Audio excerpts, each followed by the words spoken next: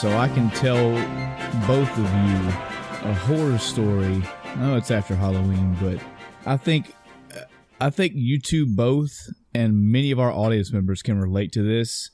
There is nothing scarier, monetary-wise, maybe even work-wise, than turning your computer on and it doesn't come on. Oh, yeah. So I got up this morning and just a little dip into the personal life of Michael. I usually leave most of my shit on, whatever I'm doing on my computer. I'll have like 3 or 4 VLC files up playing Two Best Friends and or a podcast and or an anime or something. A couple sound menu things open so I can control where my volume and sound, where my audio is coming out of. I'll have Firefox up with some tabs. I I leave my computer where it is, and all I do before I go to bed is just hit my sleep button, which puts it into sleep. I get up this morning and I have it set up to where all I got to do is hit a key or just move my mouse and it wakes my computer up. I got a solid state drive, so it takes maybe 30 seconds tops for my computer to go, bam, I'm 100% good to go. Maybe even 20 seconds, honestly. So I get up, I get in here, I move the mouse, I see and hear the computer do its thing. I grab my headset, turn it on, and I turn my TVs on. Nothing happened. Nothing on the screens. Okay. So I turn the TVs off, turn them back on. Nothing. Check the inputs, make sure that somehow, maybe in a drunken sleep stupor, I'd changed the inputs on my TV. Of course I didn't. I left them where they were. Move the mouse around some more. I can see the light on my computer. I can hear the computer running. I even see a light on my video card. I know my video card is at least doing something. Nothing. All right. Okay, so what did I leave last night? Did I leave anything open or on my computer that I'm going to be pissed at if I lost? I didn't have any documents up or what the first world problem for me typically if my computer just resets itself, which in minutes it does every week. Just randomly just shuts down, turns back on. Usually it's because, man, I've got a playlist of 60 something Let's Plays open and I forgot where I was at. So that's my first world problem. I couldn't think of anything I was losing. I didn't have any podcast stuff up, of course. I didn't have anything. I was like, all right, well, fuck it. Let's just turn the computer down, turn it off, turn it back on. I push the power button, nothing happens. Well, all right, so I hold the power button and it reboots. It's okay, all right, just got to fucking pull the tabs back up on Firefox. Maybe I can pull like a recovery. I'm gonna have to. What was I watching last night? I don't remember. I damn sure don't remember where I was at. Yada yada. As I'm thinking all this, I'm watching, and not even the boot menu's coming up on my computer. Not even the motherboard menu isn't even coming up. Okay, what the fuck? So I look, I can see everything moving. I can hear everything that's supposed to be moving. I can see lights on where there's supposed to be lights. I heard the power source kick on. I heard the cooler kick on. I heard and can see the video card on. Nothing. I wait for a minute. Nothing. I unplug the TVs and plug them back in. Nothing. I unplug the cables from the TVs to my computer, plug them back in. Nothing. This is not good. This is not good because I'm recording tonight. Luckily, I'll be recording at a later time than normal, so if I have to run somewhere and grab something, I don't want to spend money, I don't have to, but I may have some time to go get a part. But then there's also troubleshooting without having your own computer, which means I'm doing it over my phone or on my laptop. Starting to get a little worried. Starting to get a little nervous. I'm thinking what all it could be. Maybe it's the graphics card. Maybe. It shouldn't because it's fairly new. I don't think it's the power source. It's the PSU because shit is powering on. And usually if your PSU's fried, you ain't getting shit. So I'm just mentally just thumbing through what it could be. Okay, I might have to drop like $300 on a fucking shitty graphics card, or God forbid my solid state drive shit itself, which again, it shouldn't. It's less than a year old. All right, what else can I do? All right, let's just try powering this thing down and just try to actually power it down. So I hold the power button again and it just resets it. Okay, that method doesn't work. Unplug the fucking power cable. So I just yank the power cable out. And I wait about a minute. I plug it back in. I'm still thinking. I'm thinking how I can maybe I should pull this component. Maybe I should do that. And again, mind you, this is in the morning. I gotta be at work in less than an hour, and I'm still fucking tired. And it's just ugh. So I turn the power. Hit the power button again, and the fucking computer boots up like nothing ever happened. Not only, Chris, did the computer boot up like nothing ever happened. Not only, Adam, did my fears fly away when the computer jumped back to when it just powered on. It powered on as if the fucking sleep mode had been disengaged. My Firefox was open. The sound things were open. All my VLC windows were open. I removed power from this fucking computer, and it booted back up like, yeah, this is where you left off. I got some killer fucking memory in this computer, man. I'm telling you, that blew my mind. What the fuck? Now, I don't know what it was. Like I said, my computer does this weird thing. I think it's a temperature thing, honestly. I'll notice if I have the heat on too long, or if I don't have the AC on and it gets a little bit too hot in here, it will shut the fuck off, and I have to wait for it to cool down. This, I don't think I've ever had this happen before. This was completely new, and it blew my mind how I physically pulled the cable from the computer and let it sit. I thought I remember reading somewhere that when you do that, it resets the memory period or something. I don't know. But I plugged it back in, turned it on. It was like, oh yeah, this is where you was, right? Cool. Keep on. So I think you may have entered into the Twilight Zone there for a second. I think I did. And it just spits you out. It's like, I'm not fucking with the dude today. I'm tired. Yeah, I can't handle this shit. It's like, it's fucking Friday. I'm done. You just quit early that day. But again, I emphasize, and I'd like to know if either one of you have a story that's kind of like that. That moment of going, I think my computer's fucked. Oh yeah, I had that. I've had that moment, but my computer was actually fucked. I've had that gotten too. better at it over. I've gotten real better at it over the years. I think Adam, you maybe have seen some, and I know I've told Chris about it a few times, but I have an embarrassing amount of fucking hard drives in this house now, and all my shit is saved. So if my computer were to die, right, like if I've had hard drives die 4 or 5 separate times in my life, if this hard drive just shits itself, it's going to be more of a pain in the ass than a problem. I'm just going to go. You're not the guy that kicks his tires when it comes to hard drive. You're not that guy. You're the guy that has like an entire set with rims and all sitting beside his driveway, ready to replace one should he find a flat in the morning. Well, yes and no, because not kicking my tires would mean that I wouldn't save anything or wouldn't back anything up. I back up my system, I back up my OS, and I back up my files. Mm-hmm. But there's some stuff you still just can't back up if your hard drive dies. Like I have, it's a 1 terabyte solid state drive. Close to 700 or 800 gigs of that alone is just games downloaded from Steam.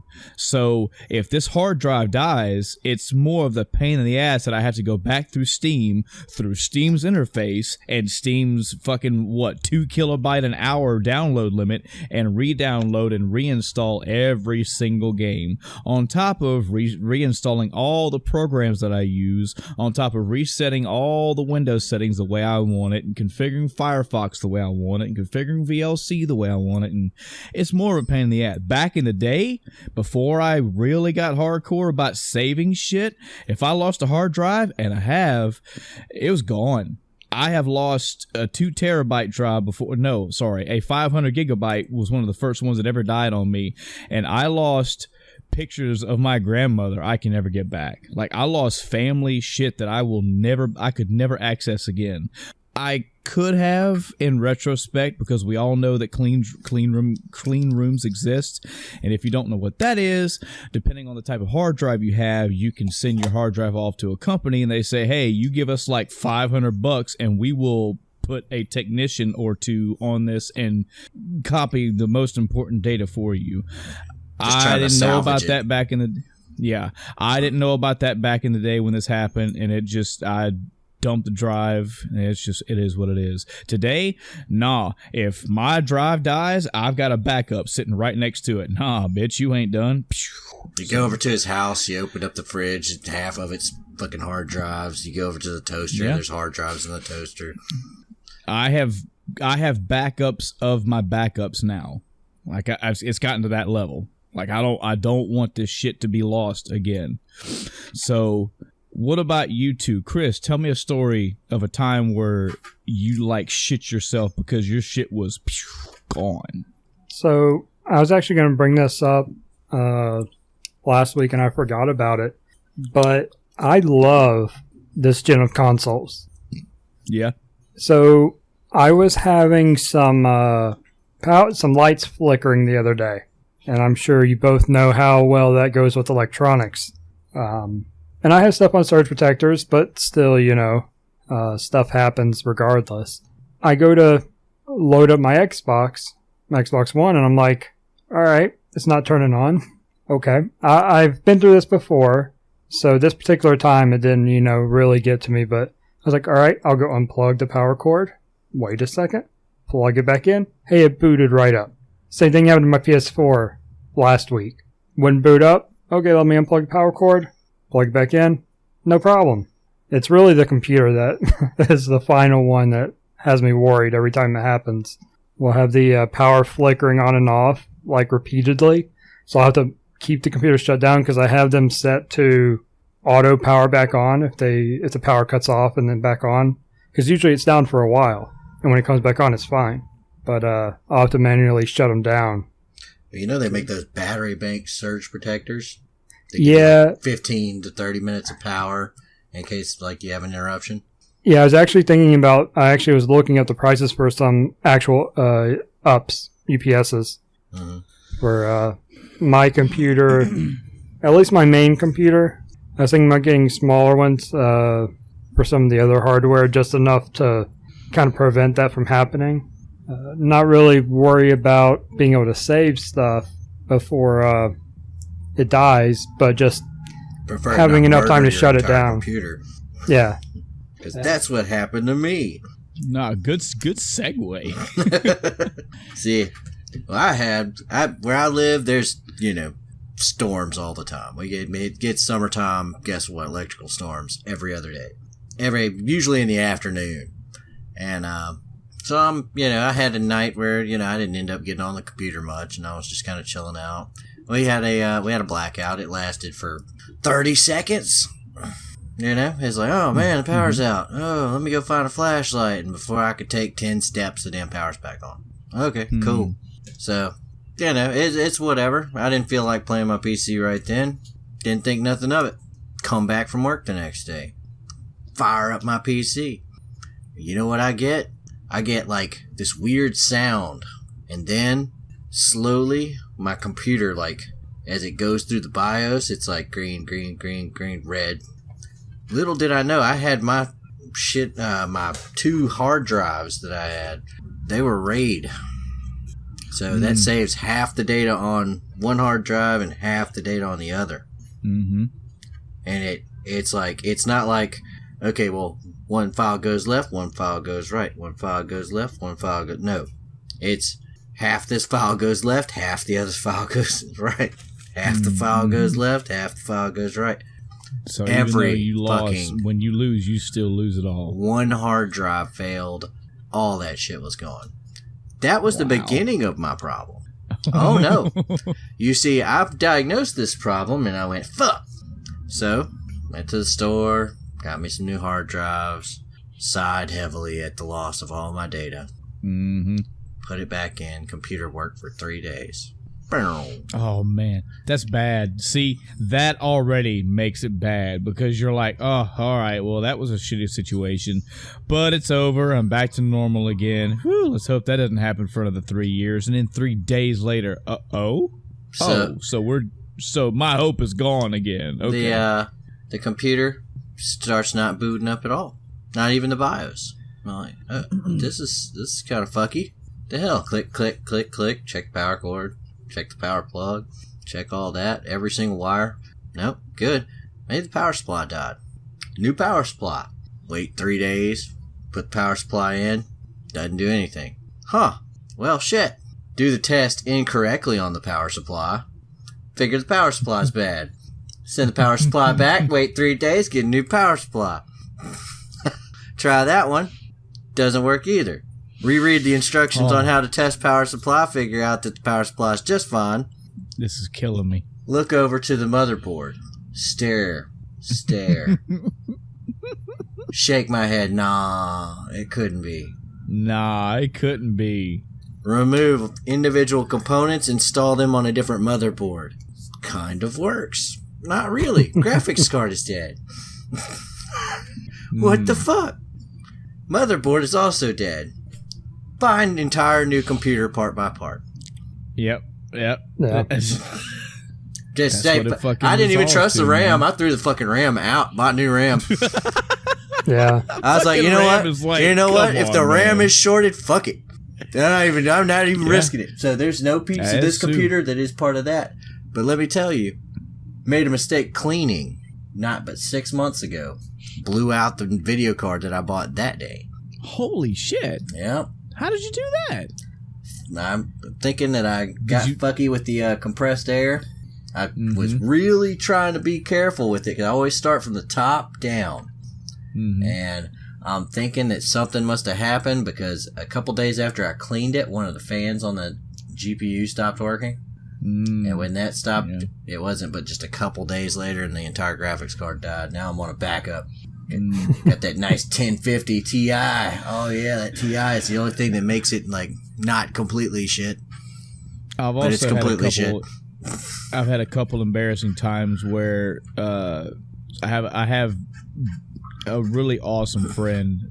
He's basically my Dark Knight. Who was it that Bruce Wayne had as the guy that invented everything? I really appreciate you saying this kind of stuff about me. Well, no, Alfred didn't invent this stuff. It was the Morgan Freeman played him.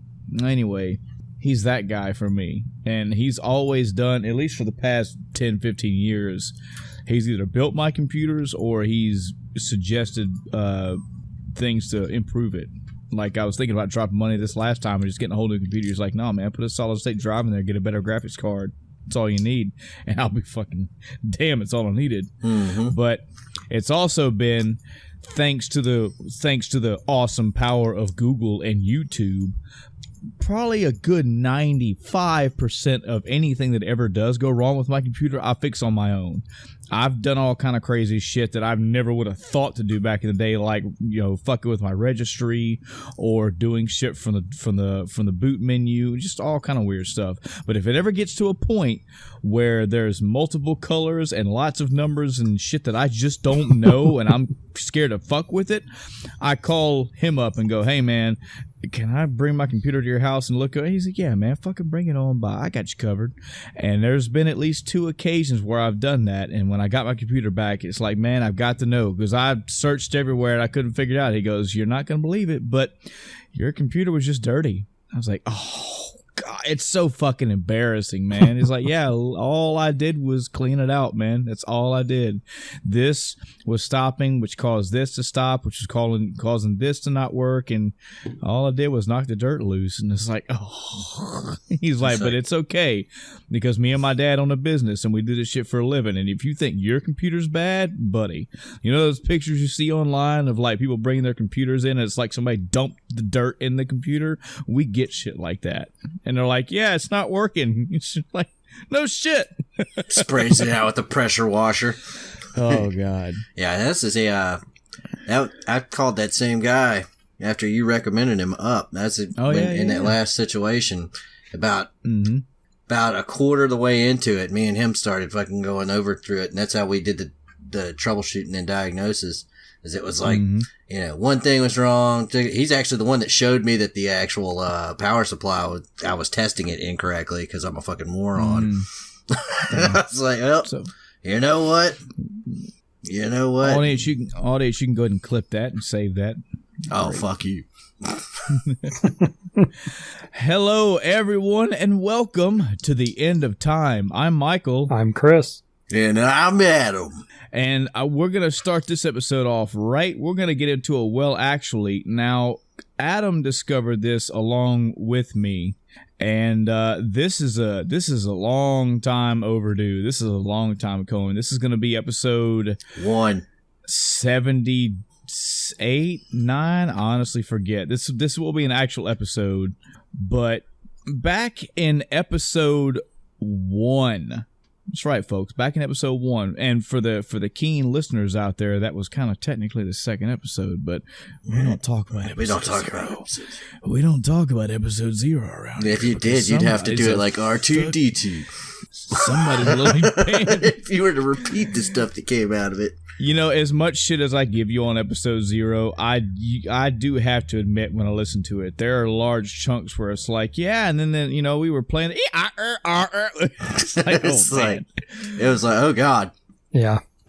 So we were listening to episode 1 for a reason I'm about to get into in a second, but we were listening through it and I made a grave error. I don't know what I was thinking. There's no way to justify it, but I said that Final Fantasy VII was 4 discs long. It is not. Final Fantasy VII is most definitely 3. I think Final Fantasy VIII is 4 discs, and I think 9 as well is 4 discs, but 7 is definitely 3. So shame on you, Michael. That was a not perfect podcast, and this is it's obviously all your fault. That's right. Another reason why I'm bringing this up is, well, it's definitely topical for the episode we're going to have today. So maybe I'll save that. Maybe I'll save that toward the end. But I'll just make an announcement about a most definite future episode we're going to be having on this podcast. Aside from episode 1, Chris and Adam, were there any actually so we can think of from last episode? I didn't get any emails, and I can't think of any on-spot corrections. Nope. Nothing. Yeah, so another perfect podcast for you fine folks out there, from Adam and Chris. I guess and the myself. streak isn't technically welcome. Broken, since that one was way before the first. Well, actually. Oh yeah, you're right. Yeah. So to the audience, as usual, you're welcome for the awesome content, the awesome perfect content we put out, and yeah. So before we roll in the weeks, any news things? I have. Yep. I do have. All right, I have one. I want to talk about the X018 event. I don't know if you guys checked this out, but Microsoft had I guess it's their kind of version of a Nintendo Direct, but it's the Microsoft version. I don't know how many they've done. I don't know how new this thing is, but I checked it out. Full disclosure, I watched it through the Easy Allies, so I was kind of getting their reaction at the same time. But I'm well in my ability to get my own thoughts and feelings while I'm watching somebody else. It's more like just like a couch scenario for me. I'll tell you now, as far as the games and the announcements, nothing really stuck out to me. It's most of the stuff I already knew. They were definitely trying to push that Xbox Live or that new Xbox whatever subscription thing that they're doing. Mm-hmm. Don't know what it is, don't really care because I have no intent on getting it. But I'll tell you this, so I'm finding myself in a very weird middle ground with this event.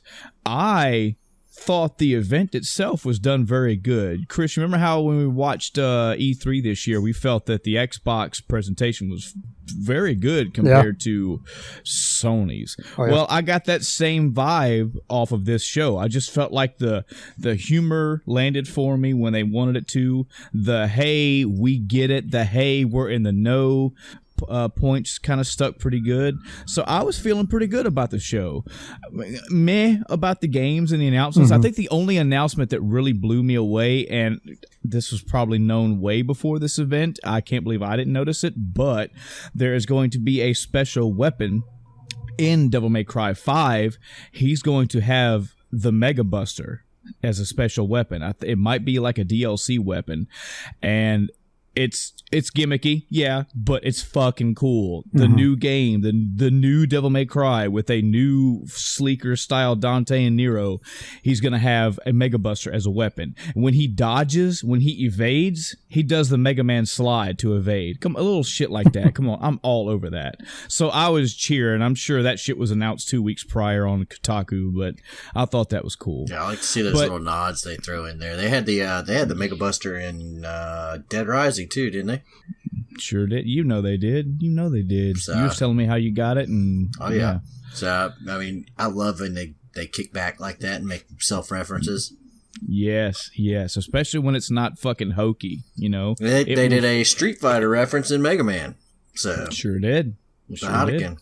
So the middle ground that I find myself with this show is that apparently it bombed for a lot of people. They didn't like it. And they thought the opposite of me. They were like, yeah, I heard myself through other people when I didn't agree with what they were saying. They were like, yeah, they were really trying to have like the I get it attitude and trying to act like they were hip in the know, and it just didn't work. And I was like, shit, it worked for me. I liked the presentation. This is the second consecutive Xbox presentation where I watched and was like, yeah, it's, bravo. Now, if only you guys had enough solid games, it'd be even better, but it is what it is. Yeah. I thought about taking notes through the conference. I really did, but I just didn't see enough to wow me. There may have been one or two other things. Believe it or not, the Minecraft presentation, there's some Cats and Pandas expansion coming out, and I was like, who the fuck? Come on, is Minecraft really a thing? It is most definitely still a thing. But the way that they presented the expansion was like little paper craft puppets, very good humor. It was really well done, and I was laughing my ass off during it. I will not get the expansion. I don't care about Minecraft that much, but I thought that was pretty good. It was just another thing in this press conference that I dug. So yeah, check it out. I mean, XO18 2018 Microsoft's conference. I enjoyed watching it. Speaking of Microsoft versus Sony, you mentioned how they blew them out of the water at last year's E3. Did you hear the news? Mm-hmm. What news would that be? Apparently, Sony is not going to be at next year's E3. Yeah, I think I remember hearing about it that either last week or the week before. Yeah, and they see. Okay. I mean, Nintendo didn't show up to theirs for a long time, but they also did. I don't know if they're going to supplement it and have their own side conference, but they just put balls on the table and said, hey folks, we do not feel we have enough content out there to make a conference, and we're not going to make shit for conference, so we're just not going to be there. Okay, well, 2019 will be forever known as the year Sony gave up.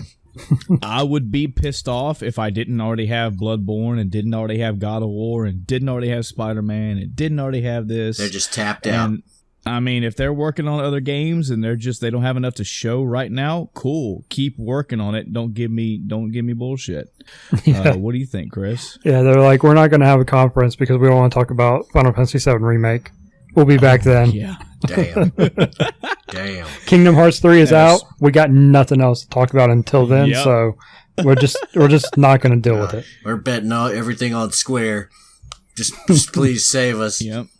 It's funny you mentioned Final Fantasy, Chris. I don't know if this is part of the news you were going to talk about, but I don't know. And Adam, I don't know if you've heard this news because you're a shitlord that doesn't read video game news. But fuck you.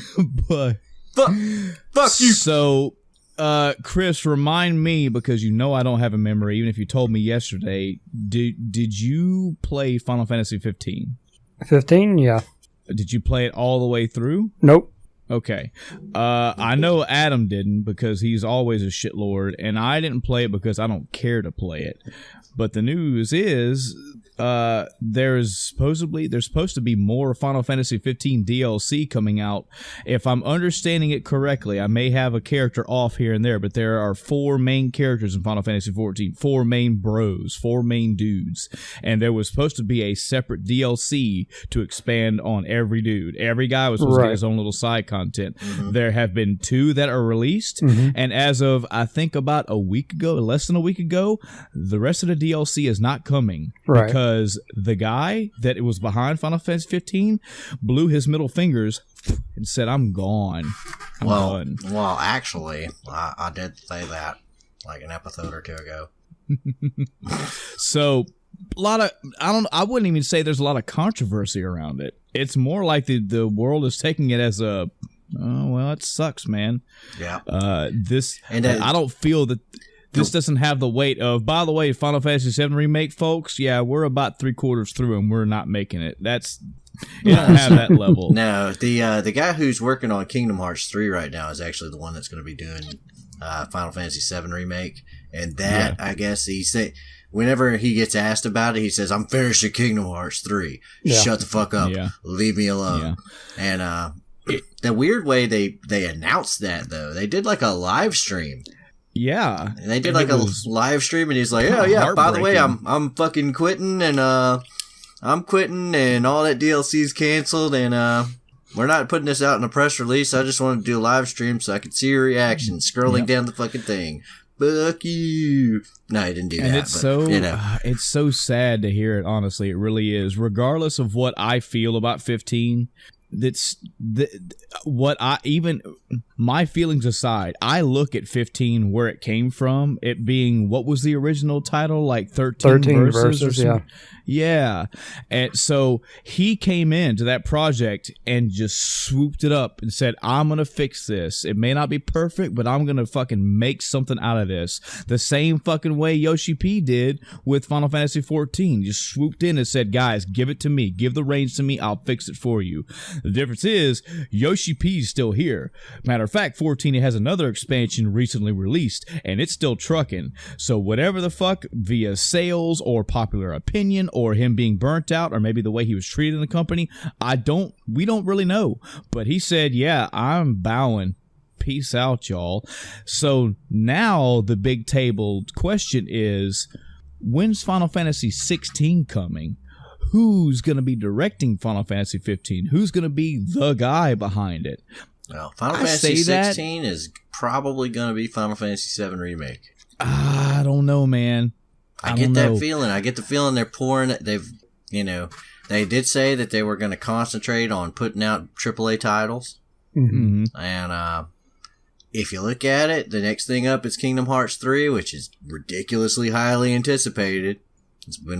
And so is the Final Fantasy 7 Remake. If they're concentrating, they've got their other AAA games such as Just Cause and Tomb Raider and stuff like that they could also push out. Why would they create a new Final Fantasy if they've got all this on their plate? Well, I think it's also. Go ahead, Chris. Go ahead. But keep in mind, they just came out with a new Just Cause. They just came out with a new Tomb Raider. So I get what you're saying, but I don't think those will be a factor. I think it's just the fact that Kingdom Hearts is wrapping up. 15, I don't know. I need to go and actually do some research on what kind of sales it had, because it seems like it sold good but was poorly received. The hype train got the sales, but then content sucked. But it would make sense that with how anticipated the 7 Remake is, that they would switch focus to that and not worry about 16 until afterwards, because they need to, one at a time. They got to pump out a Final Fantasy that everybody's looking for. If they come out with Final Fantasy 16, it could be the shit. It could be. But if it's not that Final Fantasy 7 Remake, if that shit's still not out yet, there will be a fucking riot. See, something to consider as of as of this episode, so mid November 2018. There may be super sleuths out there that I am not. Chris may know, even Adam may know, but I have not seen anything, even a demo of what could be a Final Fantasy 16. Compare that to what 14 was, compare that to what 15 was. The reason why people can have a producer's name, the reason why people know that Yoshi P came in and saved the day was because 14 started and fell to garbage, and then he had to come in and fix it. Same thing with 15. It was either not received or there was inner turmoil and it was a mess, and somebody came and fixed it. Right now, we don't even have anything for a 16. So if they've been working on 16 as another project for the past, I don't know, year, 3, 4, we don't know. Maybe they've learned lessons with these previous games of going, hey, here's what we got. By the way, we are not only are we nowhere near finished, we got some shit going on inside the company. So right now we have nothing. We know 7 Remake is coming unless the fucking company burns down. I mean, that is a golden ticket out of something, and they're using it. We're getting that remake. But let's sidebar about this remake for a second. What are you looking for out of this remake? This is for them not to fuck it up. Yes. I mean, define the parameters of not fucking it up. I'm going to tell you, and you can almost translate this when I talk about taking a video game and making it into a movie. Final Fantasy VII, you have the fucking game there. You have in a non-powerhouse way, you have about 60, 65, 70 hours worth of story gameplay. Take that fucking graphics meter and bump it up by like 3 graphics cards. I don't need voice acting, but they're gonna do it. I just feel they're gonna do it.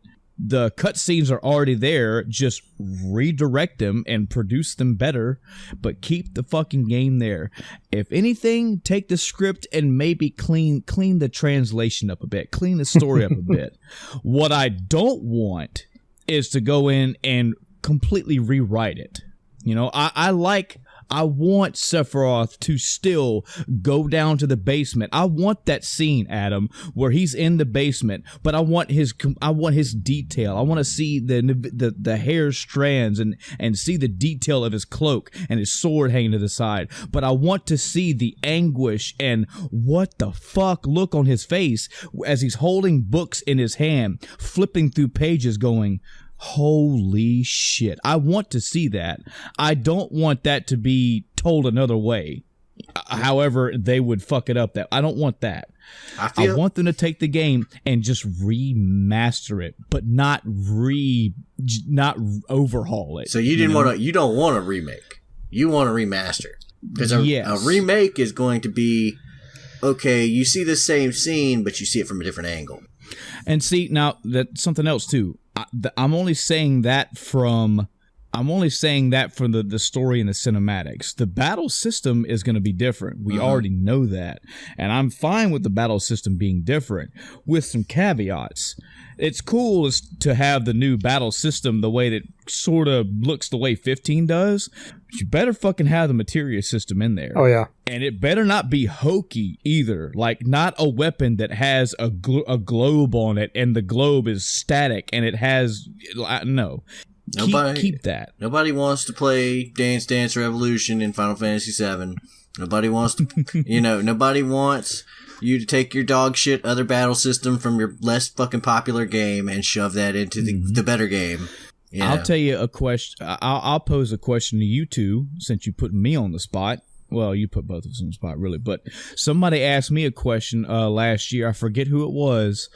I'm sorry, friend. It might have been Mike. I forget. But they were like, with this remake, let me ask you this. So when you're playing Final Fantasy VII, what changed about your character in battle with your equipment? So, well, your weapons. That's really it. He said, okay, if Final Fantasy VII gets remade, how would you feel about them changing the armor? Like, what would you feel? And honestly, to tell you both, Chris and Adam, I actually don't know how I'd feel about that. I'm so used to playing Final Fantasy VII, like the 10, 15 times in my life I played it, I still always see Cloud with that blue coat on and the fucking red shoulder pad. I always see Aeris with that pink gown on. No matter what they have, they keep it the same. So how would you two feel about them saying, hey, if you got a cloth thing, it's a cloth thing, but if you got the platinum thing, it's a platinum? Like, how would you feel if they actually changed the armor in the game? I think I'd be completely okay with accessory type things. The hairpins, the bangles, stuff like that. I think when you get into actually changing their outfit, that's where it'd be kind of iffy. It would depend on how they pulled it off. They could totally do something badass. I could see them pulling some fan service shit on there and it being completely like off-putting. And it's just, I don't know. I see like Tifa popping up in a bunny outfit now, and that's just not going to find. That's like, oh, look at this hidden outfit for Tifa, and it's like, oh, yay. You're not wrong. That's the worst part is you're saying that, but it's not even a joke. That's something that could actually happen. This is something else that hasn't been brought up that I'll bring up. Think about where we are with a remake scenario. In Final Fantasy specifically. So Final Fantasy 3 got a remake. I'll give you that. It got a 3D remake, but let's be clear here. Final Fantasy 3 not equal sign Final Fantasy 7. I do not have numbers in front of me to see how Final Fantasy 3 compared to Final Fantasy sales in Japan or around or nationally. I don't know. All I know is they're not on the same level. Right. The point I'm making here is there have been a couple remakes in the Final Fantasy world. Square has made a couple remakes, period. But it's really hard for me to completely rule out what they will and won't do, because back in the day when I know it's not the exact same, I'm trying my best to make a good comparison. Imagine when Metroid went from Super Metroid to Metroid Prime. You were like, what? First person? Fuck no. But they overhauled the entire thing and made it different. Now, I hear you now. That's not a remake, Michael. Okay. Remake is. Resident Evil Remake is. They took Resident Evil 1 and said, oh, so much is brand spanking new. We are basically rewriting this game, but we're keeping the actual genuine spirit true. Here's my problem. Turned out great.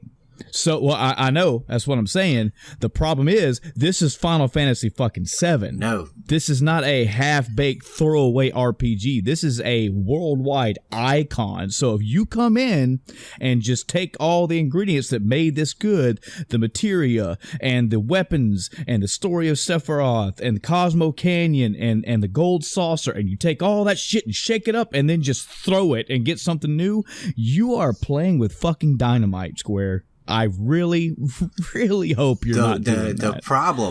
The problem is not that it's Final Fantasy VII. Final Fantasy VII can be redone easily, I think. As long as you have the spirit, you have a true, knowledgeable, like, fan of the series, and it's done in such a way, it's like, oh man, what would I really like to see out of this? The problem is the person doing the remake.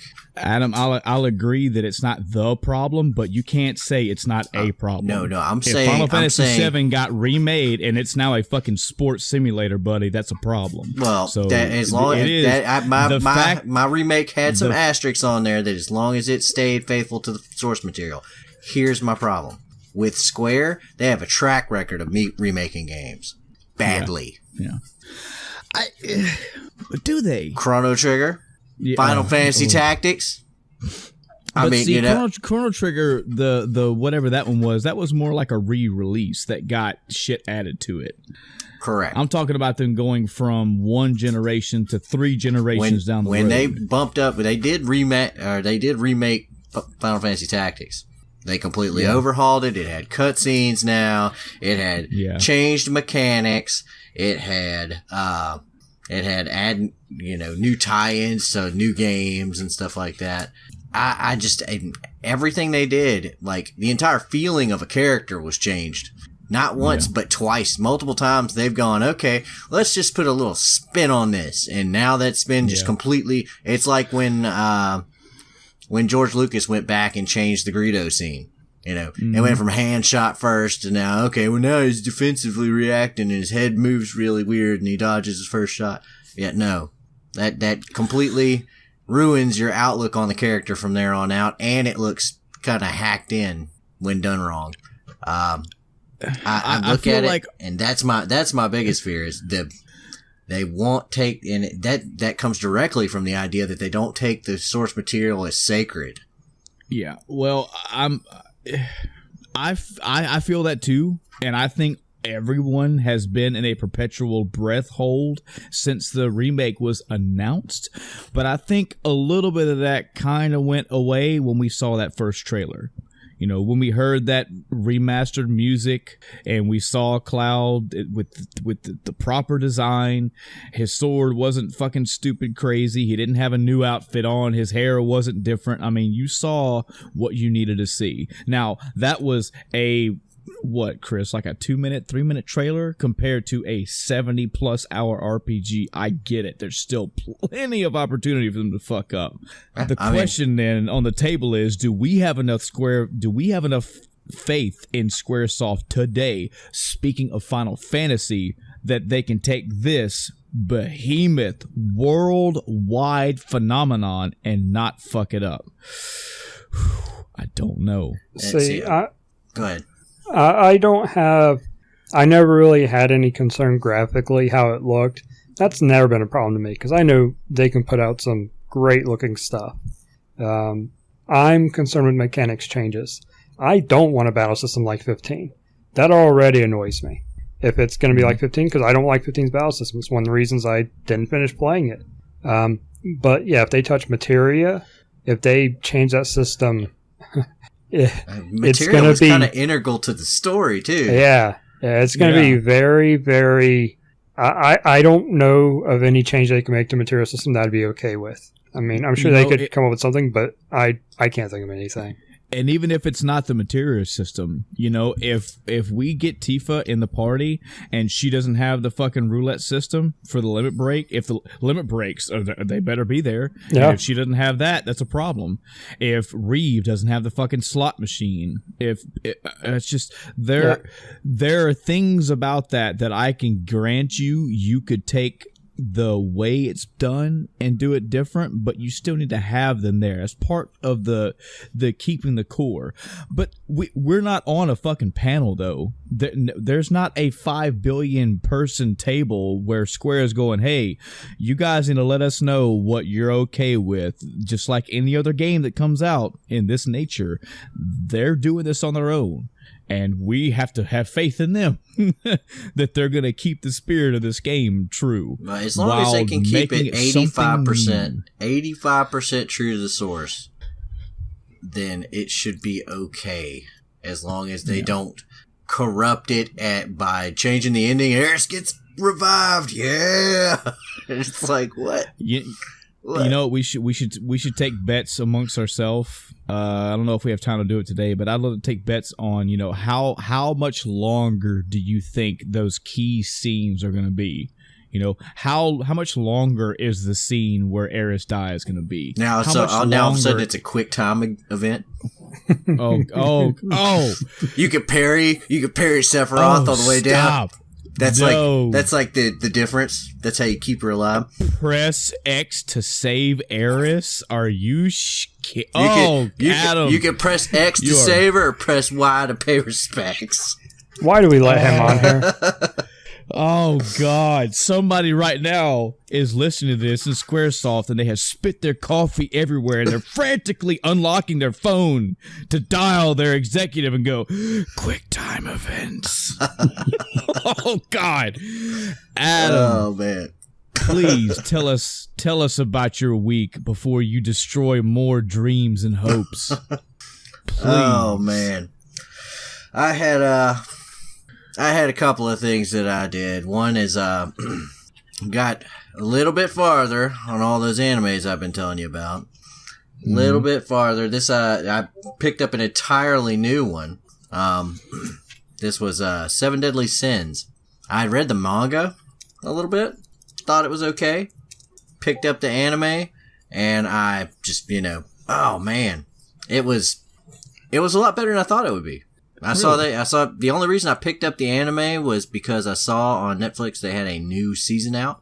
I was like, they're already on the 3rd season? Well, shit, let's see where they're at compared to the manga. The 2nd season is 4 fucking episodes long. Oh, wow. Yeah, the first season is like 24. I was like, Jesus, I'm going to be here forever. This is... you mean as in completed 4 episodes? Yeah. Wow. So I was like, 24 episodes of the first season. All right, settle in for the second season. We got a lot of episodes to watch for. Wow. Now I'm on season 3. I'd have been really pissed when season 2 came out. But I'm glad I missed it. So yeah, I've been catching up on that. I haven't completely gotten through it yet, but it's like, so far it's pretty good. Pretty good. Other than that, I did play a little bit more War Thunder. They just added their naval battles in. So yeah, that's been interesting. They've got mechanics in there for repairing the ship while fighting a fire, while, pumping out all the water that's rushing in there and trying to keep the buoyancy level from getting critical. And they had to add a whole lot more stuff after they put in ships, because ships have, you think of like a World War II battleship has like about 50 million freaking guns on it. Mm. There's no way you're going to control all of those simultaneously, and there's no way they'd all be firing at one thing. So they put different little AIs to control each gun. So like they'll be shooting at airplanes and other ships simultaneously while you're controlling like the big 6-inch guns and pointing them at what you want to destroy. And combat in air battles, you usually engage from like 2 kilometers out. Tank battles, 2 to 6. Freaking ships are like horizon. It's like, wow. It's like, let me shoot 10K. Oh, I just barely missed him. It took me like 10 seconds for the rounds to get there. So, wow. Yeah. It's kind of like, gambling. Every time you take a shot, you're like, let me lead him by this much. Boom. You see some rounds splash beside him. You're like, maybe I adjusted too much on that last shot. Let me adjust back. Boom. And then the shot that you had fired originally comes back, and it's like, oh, I hit him. Well, fuck. Shouldn't have readjusted.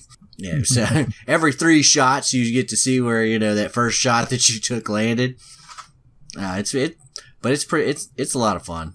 And they have like the little small torpedo boats trying to, weave in between and out of the, nice. In between. They're trying to capture the points in like the little atolls and stuff like that. And, the battleships are just having it out and just murdering the hell out of the little PT boats whenever they come too close to the open water. So it's fun. You have the little torpedo dive bombers and stuff like that doing their kamikaze thing. Overall, I think it was a good addition. It kind of rounds it out. So now there's land, air, and sea, Yeah. And, Next will be space. Yep, space. They've already got that with the Spitfire, because everybody calls them Space Fires. Yeah, Space Force, Space Shuttle Door Gunner. And, yeah, so been cracking out on that a little bit.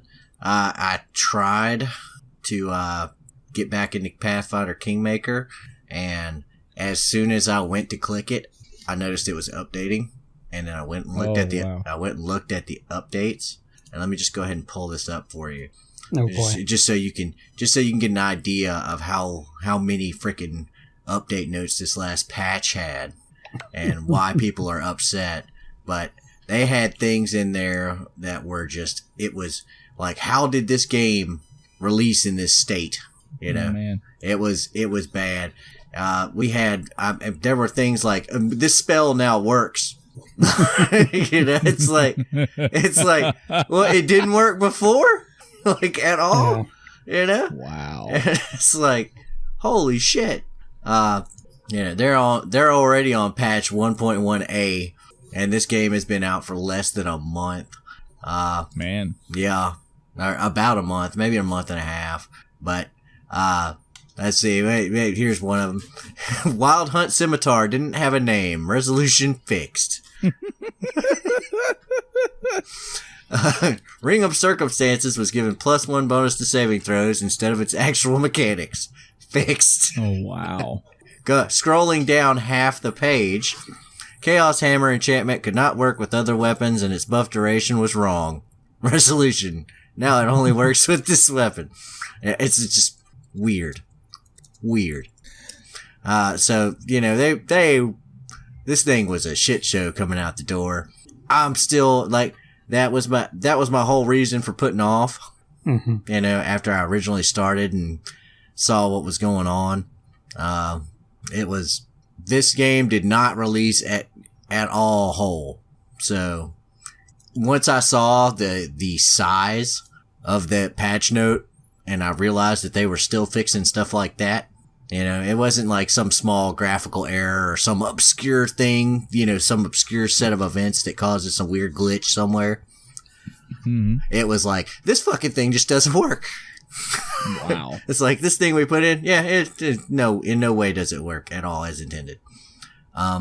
Yeah, I went ahead and ceased my plans to re-download it. So that was, you know, the game has, like I said, it's right up my alley. It's got my favorite version of the D20 system, coupled with my favorite style of Western RPG, and it's like the game's made for me. It's like the game's made for me. It's just, it was made really shittily for me. Incomplete. That's it. They were just like, hey, release dates.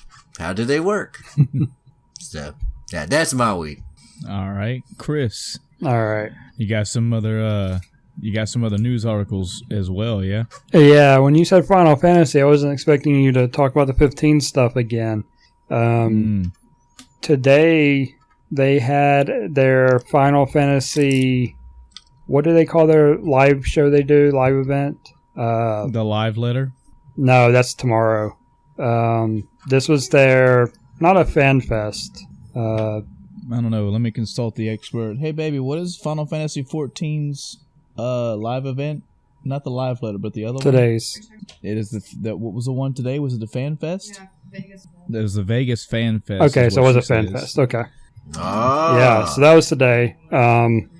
There's a bunch of stuff. I don't play the game anymore, so I didn't really, understand all of it. I mean, I understood it, but I don't have context for it, I should say. Right. But two things that were the big takeaways from it. The new race is apparently going to have something to do with the rabbits. So that's a thing. That's big. But the piece... Back to the Tifa costume. But the thing that actually got me thinking about playing the game again is they're adding in Blue Mage. Yep. What the fuck is a Blue Mage? And if I have any understanding, that's just one job. There's probably going to be another one, maybe even two more. So, yeah. Yeah, I actually watched it via Easy Allies. And you have to explain what a Blue Mage is. So, a Blue Mage is, the enemy skill materia in 7? That's all they do. Yeah. Enemy skills. That's their thing. They actually said something along the lines of the Blue Mage is not going to fall into one of the roles, i.e. tank, DPS, heal. They're going to be their own thing because they're that's something. Yeah, they're so unique. They're a solo player. Well, they can they're so robust and can fill any role. Yeah, and see, that's very telling. That's interesting to hear because every job in 14 falls into one of those three. Mm-hmm. Every one of them. Now, here's a question: does this Blue Mage class have any prereqs, or can you just start as one? It probably has something. Yeah, but they're usually small. Yeah. Matter of fact, I think Dark Knight, and I think you could just start as a Dark Knight, right? No. What about the new ones like Red Start Mage? As Batman. Start as Batman. Oh, okay, yeah. So there are some prereqs. Yeah, they don't. Yeah. So if I bought this game and I was like, I'm gonna roll a Blue Mage, fuck you, Adam.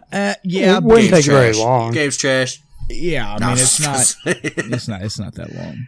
Yeah. As long as you know what you're going to be. I mean, you don't have to fool around with a lot of other classes and stuff. You can just do what you need for that and ignore the others. Just beeline to get exactly the prereqs, and then.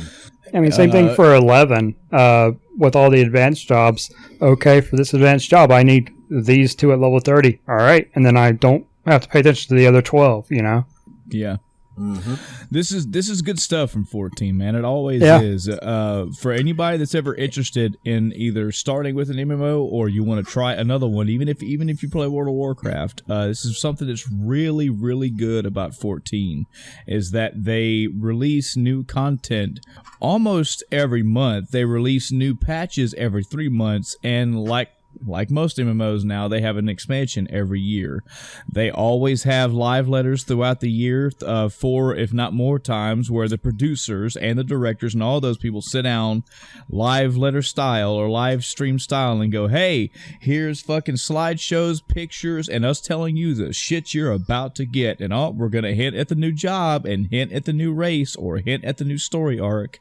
Yeah, and they do a solid fucking job of you get the content and you go, all right, I'm wheeling out. Oh, no, new patch coming out, new dungeons, new raids, new armor, new weapons, new items, new story content, new side quests. It's good stuff. Yeah. You know, in all honesty, this was a really good move by Square, because this thing is just going to keep printing money forever. Yeah. Yeah. It's going to keep printing money forever. And touching back on your WoW comment, since you made me think about it, there was a major faux pas one of the story writers made when talking to a gaming interview earlier. He said that Sylvanas, I don't know if either of y'all know who Sylvanas is, but she's the current Horde war chief. Mm-hmm. He said that she ordered the Wrathgate, and I don't know if y'all know what the frickin' Wrathgate is, but it was a major incident that happened several expansions ago, and people were accusing him of retconning the entire event. And he ended up having to put his foot in his mouth and say, I just kind of misremembered that. Like, yeah, you did damn right you fucking misremembered that. I mean, hey, you son of a bitch. If us players are just bombarded by years and years worth of content, the writer can mess it up now and again. As long as he knows he fucked up and didn't like run with it and keep going. Like, no, I meant what I said. You just played the wrong content 4 years ago, buddy. You just didn't know the real story. As they're showing him, like, you know, video going clips back in and changing text. No, it's you kids and your Photoshop and your penguin penises. Just they like hot patch a change to the text of the quest. Fucking kids and your tabs and your techno and your Skrillex. Anyway, so the big thing about the Blue Mage announcement, pretty much all the stuff they were talking about today was for the 5.0 release that's sometime next summer. But the Blue Mage, they're actually releasing a lower level cap Blue Mage. It's level 50 instead of 80 for a cap, but it's actually coming with 4.5. Yeah. So it's going to be released before the next big drop. The thought is that they're going to do it at the 50 to see how it goes, and then up it at 80 when everything else drops and balance it out better, which makes sense. So you wouldn't be able to go to 80 if you make this type of mage, or is it going to be something that scales up later on? It'll be increased later. I would imagine it scales up. They said it increases at a later date. They did have that on their little slide.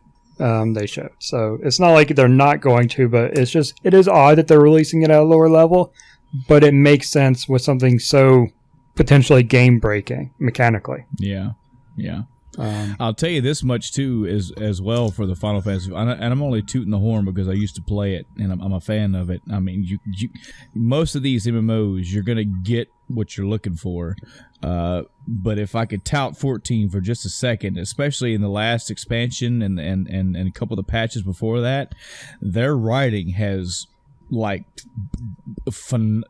gotten phenomenal. Like, it's typical kind of Final Fantasy, like just tripping through the kingdoms and doing the things when the first expansion came out. But after that, it starts getting like Final Fantasy Tactics writing in there, really good. Like a lot of shit's going on. And again, that goes for most MMOs. There's a lot of intrigue and a lot of shit goes down. But that's just something I did notice about them or writing direction they had. They either got somebody else new or that writer got better, because it's you'll see when you hit probably about level 70-ish and the story changes.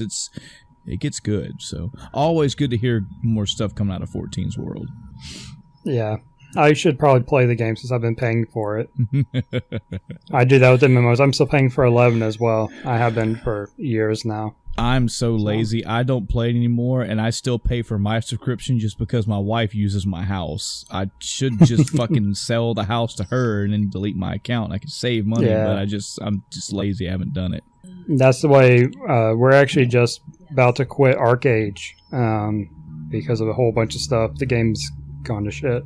Yeah. But I've had... Yeah, see, I'm still paying for WoW. But I've had my account... Just not in the ways that you... I've had the Patreon, the pay-for account, because it's free to play. Mm-hmm. But I had the pay-for account because you get housing and stuff. And, of course, my girlfriend has, 50 houses. So I have to have, 10 of them. She has, 20. And then her third account, or our third account, I guess, her second account, has another 10.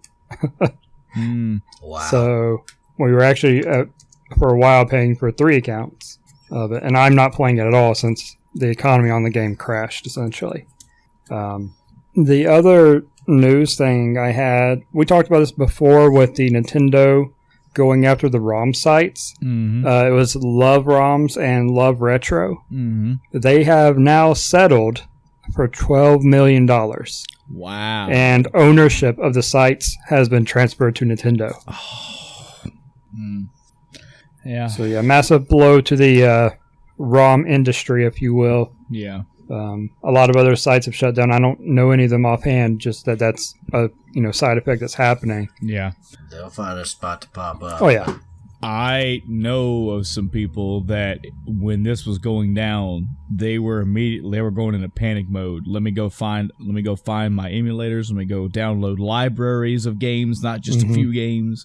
And it was like they were searching in Google, and it was the first 14 results, all linked to different sites, and all those sites in one way or another had, we're shutting down this. We're shutting down that. Yeah, we've had a long run, put a lot of effort and time into this, but it's a done deal. That's bad. That's really bad. Yeah, we're gonna go back to the days of torrents and viruses. Yep. Get your. It always falls back to the Get your Kazaz and your whatever the bear one. LimeWire. You open up the mystery box. Yeah, your LimeWires and your fuck bears. I forget what the bear one was. What was the bear P2P one? Bear share. Yeah. Can't believe I pulled that out of my ass. Yeah. But yeah, so that was an interesting piece of news. $12 million. Yep. Sucks to be them. So they paid Nintendo $12 million and gave up their... Yep. That was the settlement. Yeah. They wanted... I think the overall suit was for $100 million. So, and at that point, I swing. I go for the fences because you're bankrupting me anyway.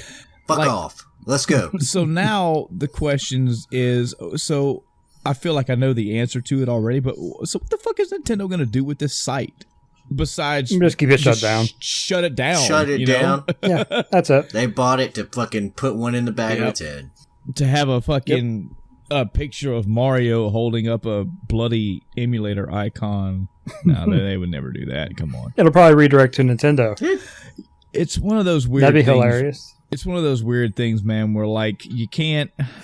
You go to the website now and it says, sorry, Mario, but your ROMs are in a different website. We know because we're in the know, and all gamers that know are in the know, and it's kind of like an elbow nudge, yeah, man, it's fucking emulators. I don't really care. You go get some Saturn games, download the fucking Nintendo library. Okay, I get it. It takes money out of Nintendo's pockets because they can't charge another $5 for you to buy fucking Duck Hunt again. Yeah, I get it. But you kind of understand. The company says, hey, fuckers, we own this. We know you're stealing our shit or you're copying it and just letting people pay it for free. But at the same time, while I understand the realities of it, I just feel that there is a community of people here that just got the fucking hammer slammed. Like, just done. I mean, you're allowed to have a ROM of any game you own, right? I mean, even that's even Nintendo says you're not. Yeah, if you check their site, they actually have an FAQ that says, "Am I allowed to have a?" I don't know if they specifically use the word ROM, but it means ROM, whatever they use. Am I allowed to have a ROM copy of a game I own? And it's like, contrary to popular belief, no, we do not allow this, or something like that. It's like, I bought the software. I think the thing is, and again, so we start getting into digital rights. I wish we had legal people from our listeners. We will one day, but I think I've heard it explained before that if it is okay, if you have a PlayStation 2 disc and you can rip that data straight off of that disc and you can have proof that you own that disc, I guess the way that the digital media rips on your computer, it has like its own way of having a signature. So in a court of law, they can prove that it legitimately is a copy of it. But I think the argument was with like cartridges, it's almost impossible to do that. But again, I don't come to me for the perfect word. I don't know. In any event, man. Wow. In any event, it's not good news. I am promoting emulation. Well, I mean, for some degrees, I am. I don't know if we've had an emulation episode yet. Have we? No. We will one day, and I'll say my piece about it, whether people agree with it or not. But this is not something I'm happy about. This is not something I'm even like, yeah, man, y'all kind of deserved it. It sucks. It really does. I see the big points of it where people are like bleeding edge ROM hacking and, taking money away from 8th generation console producers. I get it. But I also see somebody that's like, man, I would fucking love to play Chrono Trigger. Man, Chris, it just so happens I happen to have a Super Nintendo still. Where can I find one? Man, good luck. And then when you do, man, I don't have fucking $212 to drop on this game. My wife would fucking kill me, There's many different cases of stories like that. There's negatives and positives to the whole entire emulation scene. Just as a whole, I see this as, man, that sucks. That sucks. But not to mention all the way this affects like speedrun records and stuff like that. Dude, now you can't emulate, or if you do, you're basically admitting to illegal activity. Oh, it depends. Most speedrunners run on original hardware anyway. The ones that are serious about it. Yeah. Emulators only used for learning. Emulation has its own. What was it? I've seen the differences. The categories, The actual differences in the categories, because the way the enemies react, because the CPUs are different and they run at different speeds. You ever boot up the old solitaire game on a new computer and watch the freaking the cards just instantly pop up instead of bouncing around? That's probably an old man reference right there. But it's just one of those things where the software runs different on newer hardware because all the things have changed. Yeah. So I mean, and there's tons of reasons. It can lead to major differences in how you play a level. It's not just hardware differences, it's also emulator differences. Like, you could speed up the game with an emulator, etc. But yeah, there's various reasons why, but most of the serious speedrunners for the records that they consider mattering are original hardware only. Yeah, just look at GDQ. I mean, the intermission times are them literally hooking up, they're disconnecting the Nintendo and hooking up the Sega CD, and then disconnecting that between and hooking up the 64. Yeah, I've seen major breakdowns of different little like the Mario 64 speedrunning community had its own website, and these guys were like super hard into it, like what the difference was between standard hardware and emulation versus, there was another thing besides emulation. I can't remember what it was, but Yeah, there were some serious looking, debates going back and forth between these guys, and they had clearly defined rules for how everything. Oh, it was immense. Yeah. Mm-hmm. But I just wonder how this is going to affect them. Probably negatively. It's probably going to go back to standard hardware only, and I'm not sure about what the actual ratio is between emulator, speedrunners and actual, hardware speedrunners. Because you got hardware differences. It's very high original hardware. Emulators are typically considered practice only. I mean, that's just across the board. Yes, there are emulator categories out there just for them to be there for people that, don't have the original hardware or don't want to shell out the money or they're just starting or something. But overall, strictly original hardware only. Like Michael was saying, a GDQ, it's all original hardware.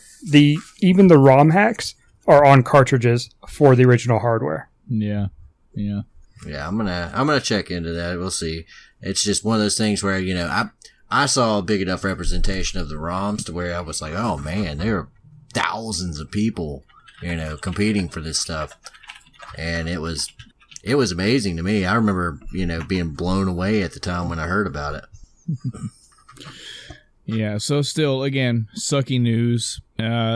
Probably more to come. Probably more to follow. Positive or negative. I think the yo ho ho pirates out there are saying this shit ain't going away. Are you fucking kidding me? But the reality is, sites are going from, hey, we just don't carry Nintendo content anymore, to, hey, we are shutting down completely.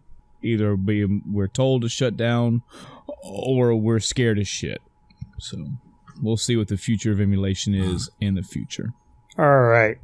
So for my actual week, I got 5 games. All right. I'm going to let y'all decide on the order. Okay. Do you want best to worst or worst to best? Let's go best to worst. You know what? I was going to say best to worst to best, but yeah. Let's gamble. Let's play. Let's go worst to worst. Let's go best. All right, I'll only talk about Red Dead again. And then I'll follow you up with my really great week, and it'll balance out. Okay. All right. So it could be the best, but a couple of these are kind of around the same level. Mm-hmm. So played more Magic: The Gathering Arena. Not a whole lot to talk about with it this week. The big thing is I hit Bronze 2. I played one match, won it, and now I'm basically retired. I know that as soon as I play more games, that rating is just gonna tank. Mm-hmm. But that was good. Let's see, next best. All right. So another new game I played was the Spyro Reignited Trilogy. Really? It's a remake of the first 3 games. Mm-hmm. I'm trying to think if it would actually count as I believe it would be remaster is the correct way to put it. It's not a full remake. They did tweak a couple things, but overall, it's the original games. A lot of things are identical, even down to minor behavior. It was a remaster essentially. I played through. So before I get into what I played, my background with it is I own the original Spyro game for PlayStation. Man, it's like you knew I was going to ask you this. And I own a Spyro game on GameCube. Mm-hmm. I didn't actually bother looking to see which one it is because I never really played much of it. But for the one on PlayStation, I don't remember how much of it I played, but I don't think I made it very far.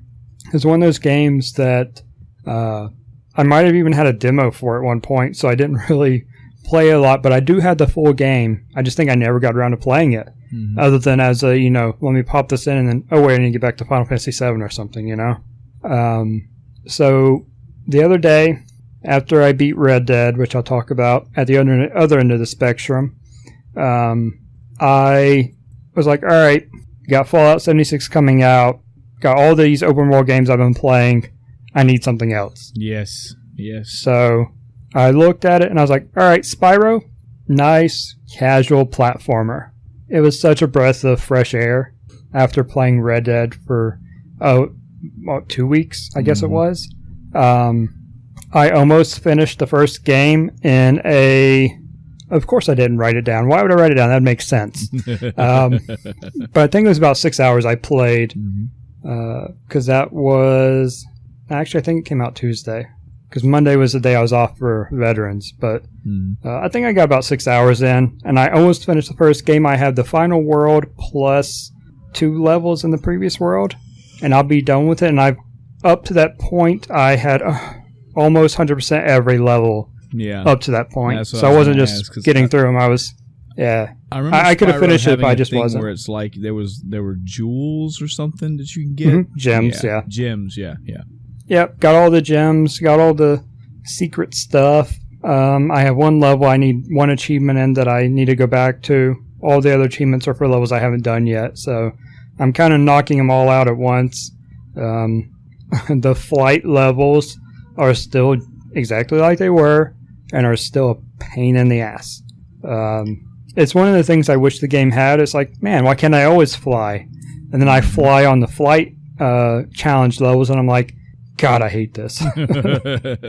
I love flying, but flying that way. Yeah, I love flying, but being on a time limit, that's just brutal.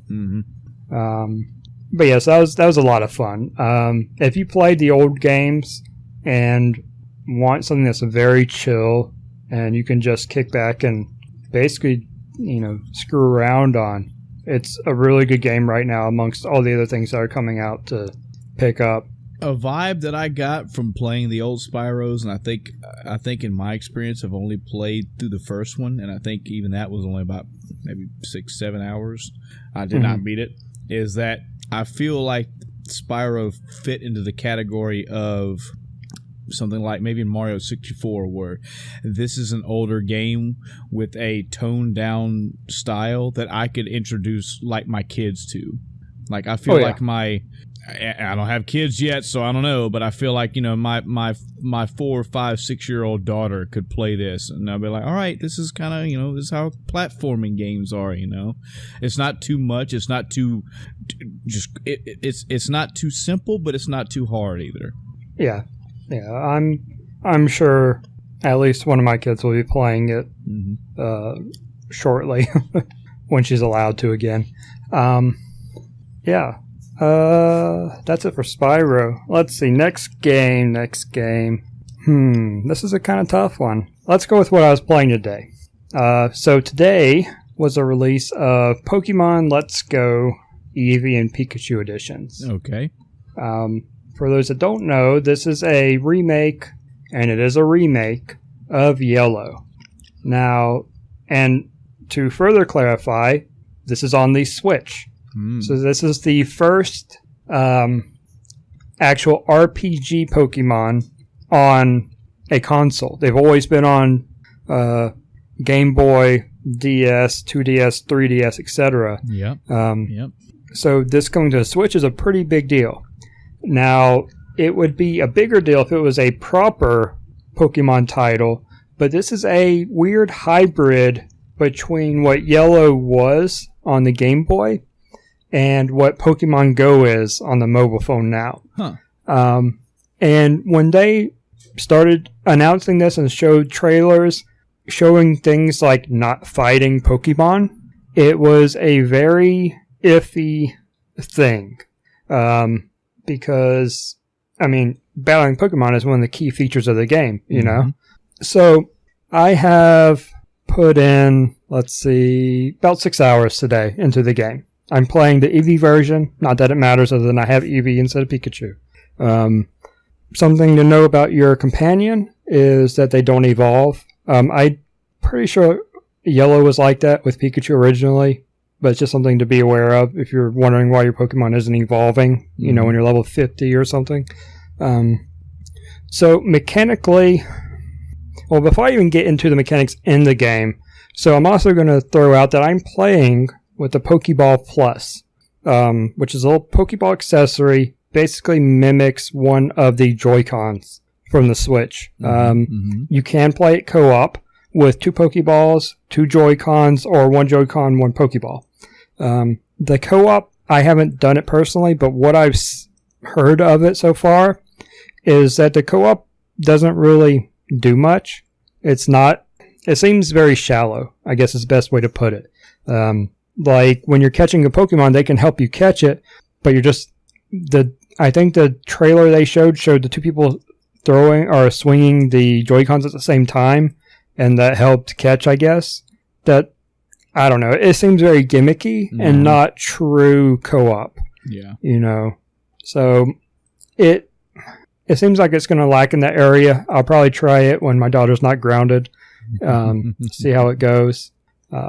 But the Joy-Con itself, or rather the Pokeball Plus, I like it. Overall as a design and thought, but they kind of screwed up a few things with it. It is, and this isn't something they screwed up on, it's obviously a design choice. It is not meant for adult hands. So at about the 5-hour mark, my hand was cramping so bad I had to switch to my left hand, and I'm not left-handed. So that was bad. Wow. And that's essentially when I kind of started. I was still playing, but I was kind of coasting through, not doing as much stuff. Yeah. But yeah, my hand still actually kind of hurts from it. And I haven't even been playing it for an hour and a half. Slightly on topic, I had to get my oil changed recently, and I brought it to the place, and I brought my DS with me, my 3DS with me, 3DS XL with me. So for people that don't know, it's a big mamma jamma little handheld system. And after I was playing Samus Returns, I believe it or not, I've only worked on that game when I've got my oil changed. So you can tell this is gonna be a long grind. But I noticed after about 10 to 15 minutes, my hands are starting to ache a little bit. Now that could be the fact that I'm almost 37 years old. It could also be that I don't hold a console like that in my hands. I mean, if you think about it, when you hold an Xbox controller in your hands or a PlayStation controller, they're bulky-ish. The grips are thick. Your hands is allowed to contour underneath and hold it. When you hold a DS or a 3DS or even a 3DS XL, it's a thin, flat thing that your hands don't really contour to. They just lay up against. And I'm sitting here thinking about the physical design of the 3DS. I've never had to do that before. I've never had that happen. So it could have been many things, man. It could be, again, like I said, I don't really play that thing that often. So my hands are like, I'm not really liking this, buddy. Yeah. Now, I also had issues with the original Joy-Cons. I used them for a while, and then my hands started cramping too because they're so small. They're so small. So I actually went and bought one of the Pro controllers. Now, get this, all right? Pokemon Go, or Pokemon Let's Go, rather. I want to make sure I get that right. Pokemon Go is completely different. I say completely, not really. But you get my point. So Pokemon Let's Go is so ingrained with motion controls because of the Pokemon Go-like things that they have literal zero support for the Pro controller. Wow. The game does not acknowledge its presence. If you press the button as your controller. Crazy. Yeah. The closest you can get is putting the Joy-Cons on the Switch itself. Or you have to play with the Joy-Cons separate, or one at a time, or the Pokeball Plus. This is not a good decision. No, it's not. But I understand why. I don't agree with it, but I understand why, because the motion controls are so integral to catching Pokemon in the game. Yeah. That there's not really an equivalent on controller. It would be so basically easy. It'd be broken. Yeah. So I understand why they made a decision. I definitely don't agree with it. I would much rather have a traditional Pokemon catching system than not being able to use the Pro controller. Right. So, all right, that's hardware.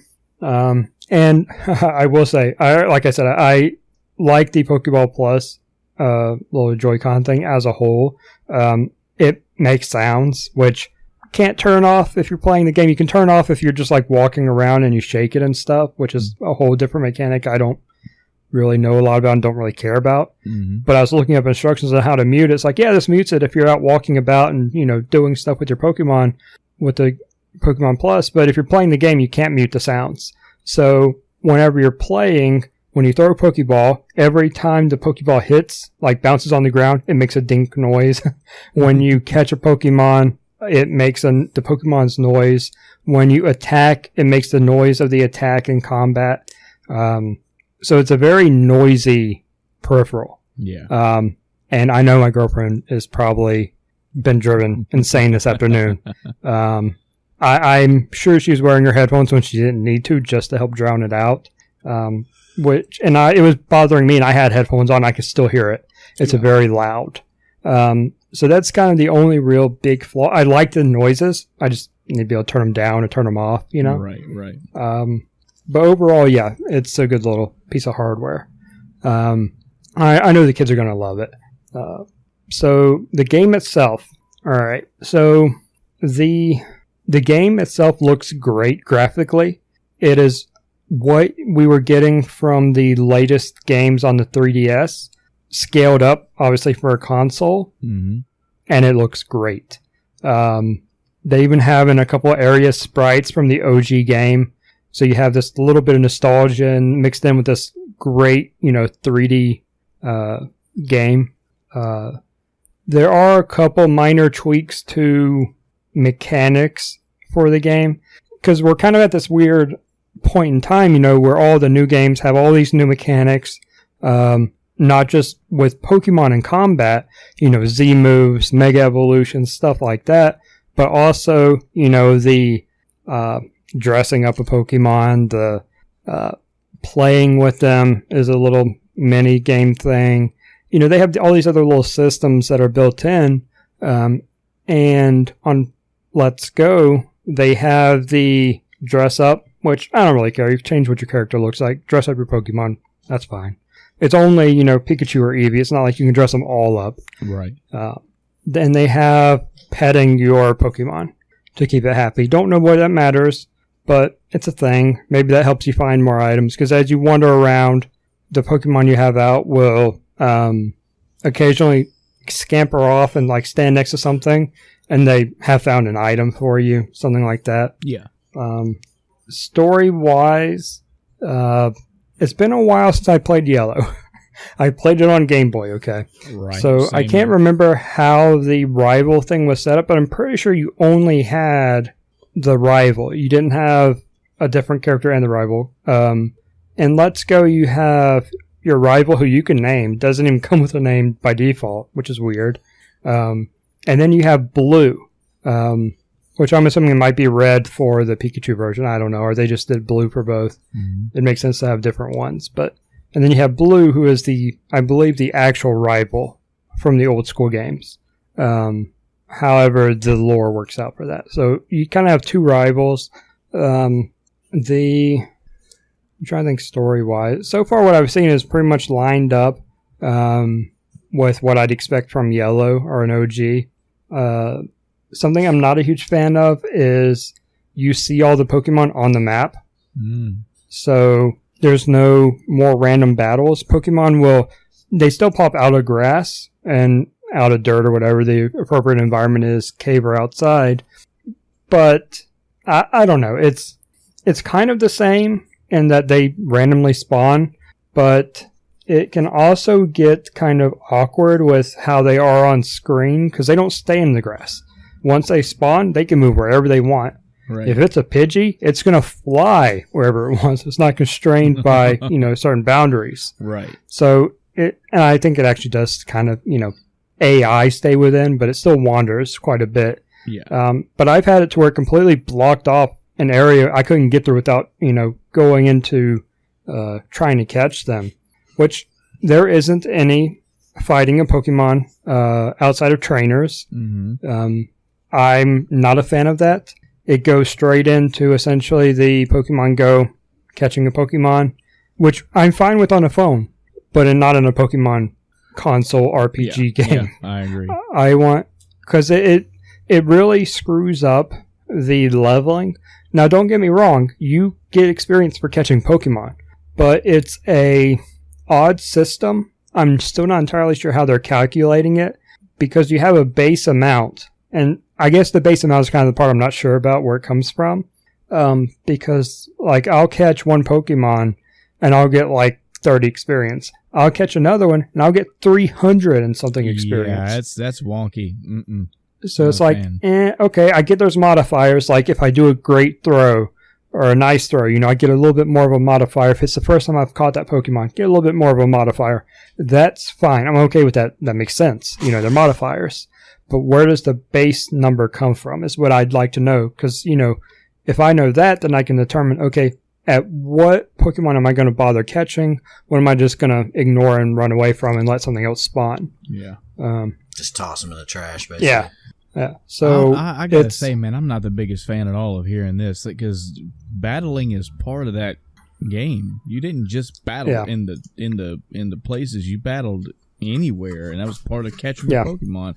Now, I get it. Okay, from the fucking animal abuse look at it, you basically beat an animal within an infant's life, and that it makes you capture whatever. It's a enslave it, game, folks, and that is a mechanic that's part of it. Video game slavery. I think it really just goes back to this being a middle ground between the Pokemon Go Pokemon fans that are new to the game itself. Right. Kids never played Pokemon, don't know what it is, don't have a DS, maybe have a Switch as a console, or this would be why they get a console, is to play it, on a TV. It's kind of that hybrid. It's that entry point, and I see it and understand that, but as a longtime fan, it's definitely not 100% a game for me. Yeah. Am I still playing it? Oh yeah. I love Pokemon. It's great. Am I enjoying it as much as I would otherwise if it was a normal? No. Yeah. But it's still, there's enough there. I can respect it for being a bridge of a game, but yeah. Yeah. It's Pokemon Light. Yeah. I'm really looking forward, though, after seeing this on my TV or my monitor, I'm looking forward to the proper Pokemon entry next year. End of next year, I think it is scheduled to come out. It's going to be big. That's going to be great. Mm-hmm. As long as they scrap this Go mechanic, and actually keep it to the proper thing. If they do another Let's Go type thing, people are going to riot. Yeah. And I don't think the Pokemon community is one you want to riot. No. They make Nintendo way too much money. Because if anything, they've proven they're relentless by catching all this fucking Pokemon. They will stop at nothing to destroy you. Yeah. So overall, I'm enjoying it just as a Pokemon game, but not as a proper Pokemon game. Gotcha. I sort of enjoy Pokemon Go on my phone because it's a very casual thing. I do wish it had more features, actual battling other people and stuff, but it is what it is. It's a very casual thing. It's not a proper entry. So it gets some leeway. I don't think there's anything else huge to mention. They also have... Oh, good. Sorry, excuse me.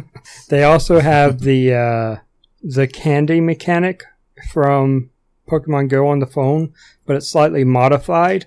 When you get extra Pokemon, you can send them to the professor, and he will give you candy in return, which is what happens on the mobile version.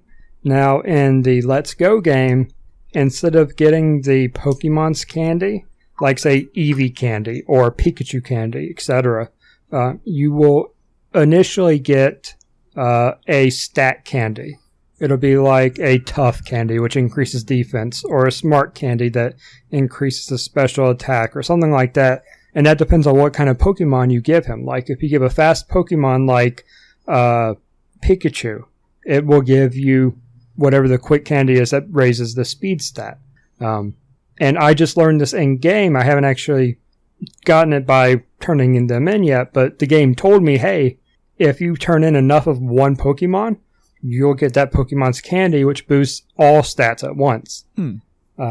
So and these are independent from levels. These aren't like rare candies that level it up automatically. That's as well. That's a different mechanic, though.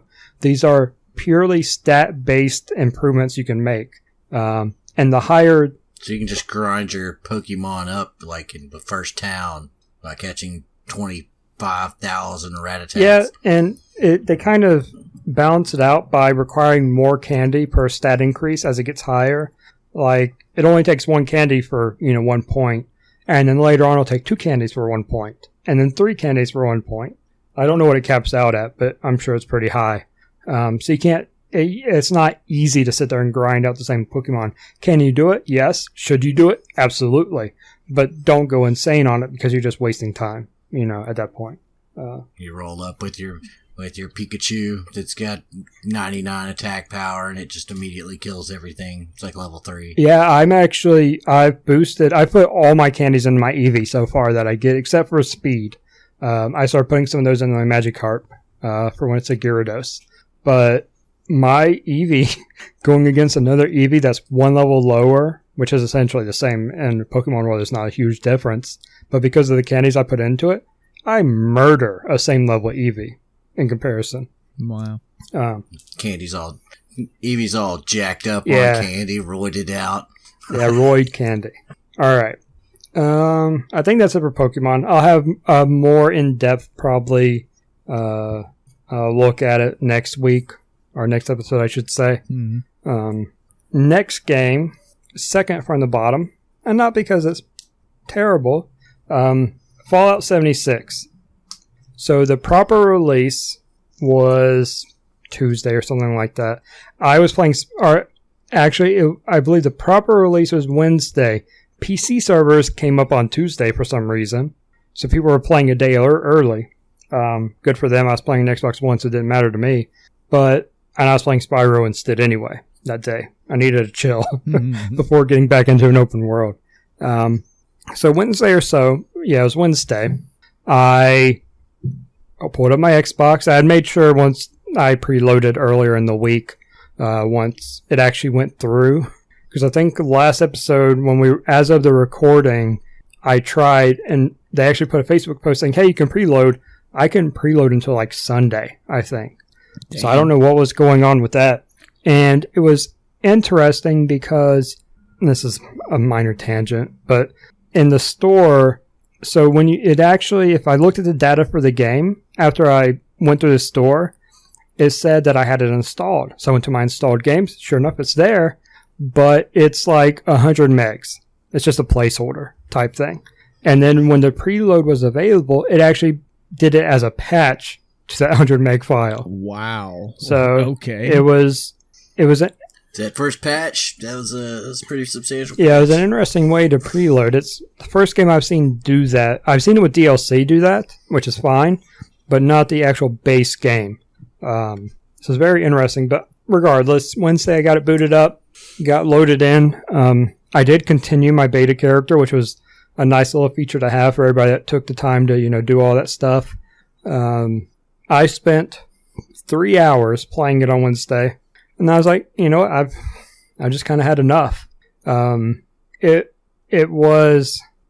was a lot of stuttering and more freezing, and I didn't really think about it being more than the beta was until one of my friends I asked about on Facebook. She's like, yeah, it was doing it. It seemed worse than the beta. And as I thought about it, I was like, yeah, it really was. Because in the 3 hours I played, I think I had more stuttering than, both of the beta windows I played combined. So, what do you think causes it? It's a mixture of, and I was actually, one of the reasons I asked her about her experience with it was because I was concerned my Xbox may be having some issues. But other than that, the Xbox itself, I think it's just server issues, latency type things, things loading at crazy times. I had one point where my screen actually froze. I thought the app crashed because, it'll freeze and then it'll wait a few seconds and then go to the home screen. I actually thought that was happening because my screen was frozen for about 10 seconds of no movement, no sound. I think it had sound, but that's also fairly typical until it crashes completely. And then it just resumed. I was like, oh, okay. So that was just a big graphical something lag. Maybe the server? Maybe. What is it up with all these new games and having insufficient servers for I don't know. Launch day or whatever it is. And I had been watching Co Carnage on Twitch play. He was playing on PC though. So I was like, man, I think my Xbox is just, because he's having no issues. His game played fine. His servers were fine. He never got disconnected from the server once. And to be fair, I didn't either. I didn't have any actual disconnects from the server. I was on the 3 hours. I was on the same world playing. I think they call them worlds. Might be servers. I don't know. But I was playing on the same server for those 3 hours. No disconnects. So that wasn't an issue. at that level. It was just the game itself seeming to stutter. Whether that was server, whether that was FPS graphics only, any of that's a possibility. But after 3 hours, I was like, go ahead. Did you ever have any points where you were moving around, but the characters around you just continued doing whatever they did? I never had any, typical MMO rubber banding or anything like that. No latency. I think it was purely graphical type stuff. But yeah, after 3 hours, I was like, man, I can't take any more of this. I was like level 11 or 12. I hit like 9 or something during the beta, so I'd only made a few levels anyway. I was like, this is very unfortunate. But then... Not a good day. Yeah, so I went and played, I think, some Magic or something. That's when I hit my Bronze 2. But then... just so we're clear on Fallout 76, this is not Bethesda's new Fallout game, right? This is the... This is. Oh, this is. I thought this is the MMO Lite thing. Oh, yeah, this isn't Fallout 5. Like a proper entry in the series. Yeah, that's it's the MMO one. Yeah, but it is brand new. It just released Tuesday. Right. Well, yeah, I know. In actuality, it is new, but I meant like in the entire series. Yeah. No. Yeah, it's not like a continuation of the main line. This isn't Fallout 5, right? Basically, that's what right. This is same features, just multiplayer. This is basically 4.5 multiplayer. Gotcha. Gotcha. So yesterday I was watching Co-Carnage play it some more, watching how smooth the game looked, and I was like, he's having so much fun because he's not having all these issues. Uh-huh. And I'm like, all right. I went and bought another copy of the game for PC. I said, this is way too much money because I bought the Tricentennial Edition on Xbox. I paid $100 for it. Mm-hmm. So I was like, all right, I'll drop another $60, buy the PC version, see how it works. I don't know if I can get a refund if it sucks or not, but we'll see what happens. I loaded it up. I started playing. It was an entirely different experience. Wow. Even without stuttering aside, it felt better overall as a game. And a lot of that was attributed, I was playing on keyboard and mouse then. So the Xbox controls are a little clunky, and I'm sure it's like that on PS4 as well. Some of the things don't work the same. Like there's a kind of quick bar you can use to which map on the PC version to 1-3 equal sign on your keyboard. Mm-hmm. Quick bar things. On Xbox, you have the same wheel, but it's never really clear what you're doing when you select something on it. Because it's like, all right, if I pull up the wheel and set it to this, then I should pull up that weapon like it does on PC, right? Mm-hmm. Nope. I have no idea how to make it work. I'm sure I could probably Google it and find some instructions, but it is not intuitive at all. When I load it up on PC and I see 1, 2, 3, 4, 5, 6, 7, 8, 9, 0 minus equals, I'm like, I know what those mean. Those are hotkeys. Boom. Yep, they work. Sure enough, I'm a weapon switching, mofo then, because I understand buttons. Custard playing MMOs. The look of the game seemed a little better. It's not a graphics thing. It's not like, oh yeah, the PC's just better. And I actually looked at some patch notes, and at one point they patched on the Xbox that was darker than it was supposed to be. I think it's still a little too dark, because I think that's one of the differences I was seeing is the PC version was a little brighter. Playing on the same screen, both go to the same output, same brightness on the screen. The game itself had a different brightness to it. Yeah. And I think there are minor differences between the versions too. Like there are, for example, some mutant frogs near the very beginning of the game. I never saw those on Xbox, and I was in the same exact area. There are a couple plants I saw pick, and I was like, I don't recall seeing those. And when I was playing those 3 hours on Wednesday, I never saw them that I know of. But then as soon as I started playing on PC, yeah, I saw one very shortly. So it's like, are they that different? Because they're supposed to be the same game, just on different platforms. So I really want to look into that deeper and actually load up the Xbox version and go to these same exact spots. Yeah, which I know I passed through, but see if there's actually a difference in what's there. Mm-hmm. Should load them up at the same time and just keep flipping the input back and forth. Yep. Well, And I stream totally that. could. Because there are two different characters. I didn't get to carry over my character for the PC, which kind of sucked, but I caught up, and I think I've surpassed now my Xbox character on PC. I played for like 6 hours. Again, I didn't write it down because I'm me. Wrote down all these numbers and then write that one down. But well, Chris, this is obviously your fault. You're not playing it on the most powerful console in the world, the Xbox One X. So, yeah, I mean, honestly, that could those are premium features on the console. honestly that could be a difference. As far as what I'm seeing, if I was playing Xbox One X, maybe I wouldn't have had that stuttering. Maybe I would have had some minor, the brightness would have been different. Maybe that's a non-X thing. Maybe the proper enemies would spawn. I don't know, but it shouldn't be this drastic of an experience playing the same game on two different platforms. I agree. Controls aside, I get the whole control thing. I understand it completely.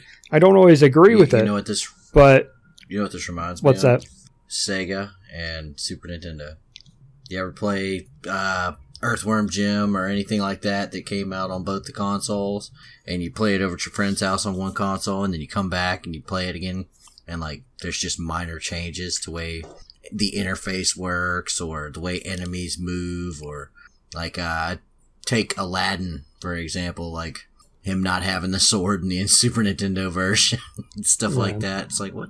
Why is this different? Yeah. It's the same game. So, but bottom line is I'm having way more fun on PC than I was on console, which sucks because I was going to play with, one of my friends on console. I have a couple of friends on PC that are going to play, and I have friends out on PS4, but I'm not buying a third copy of it.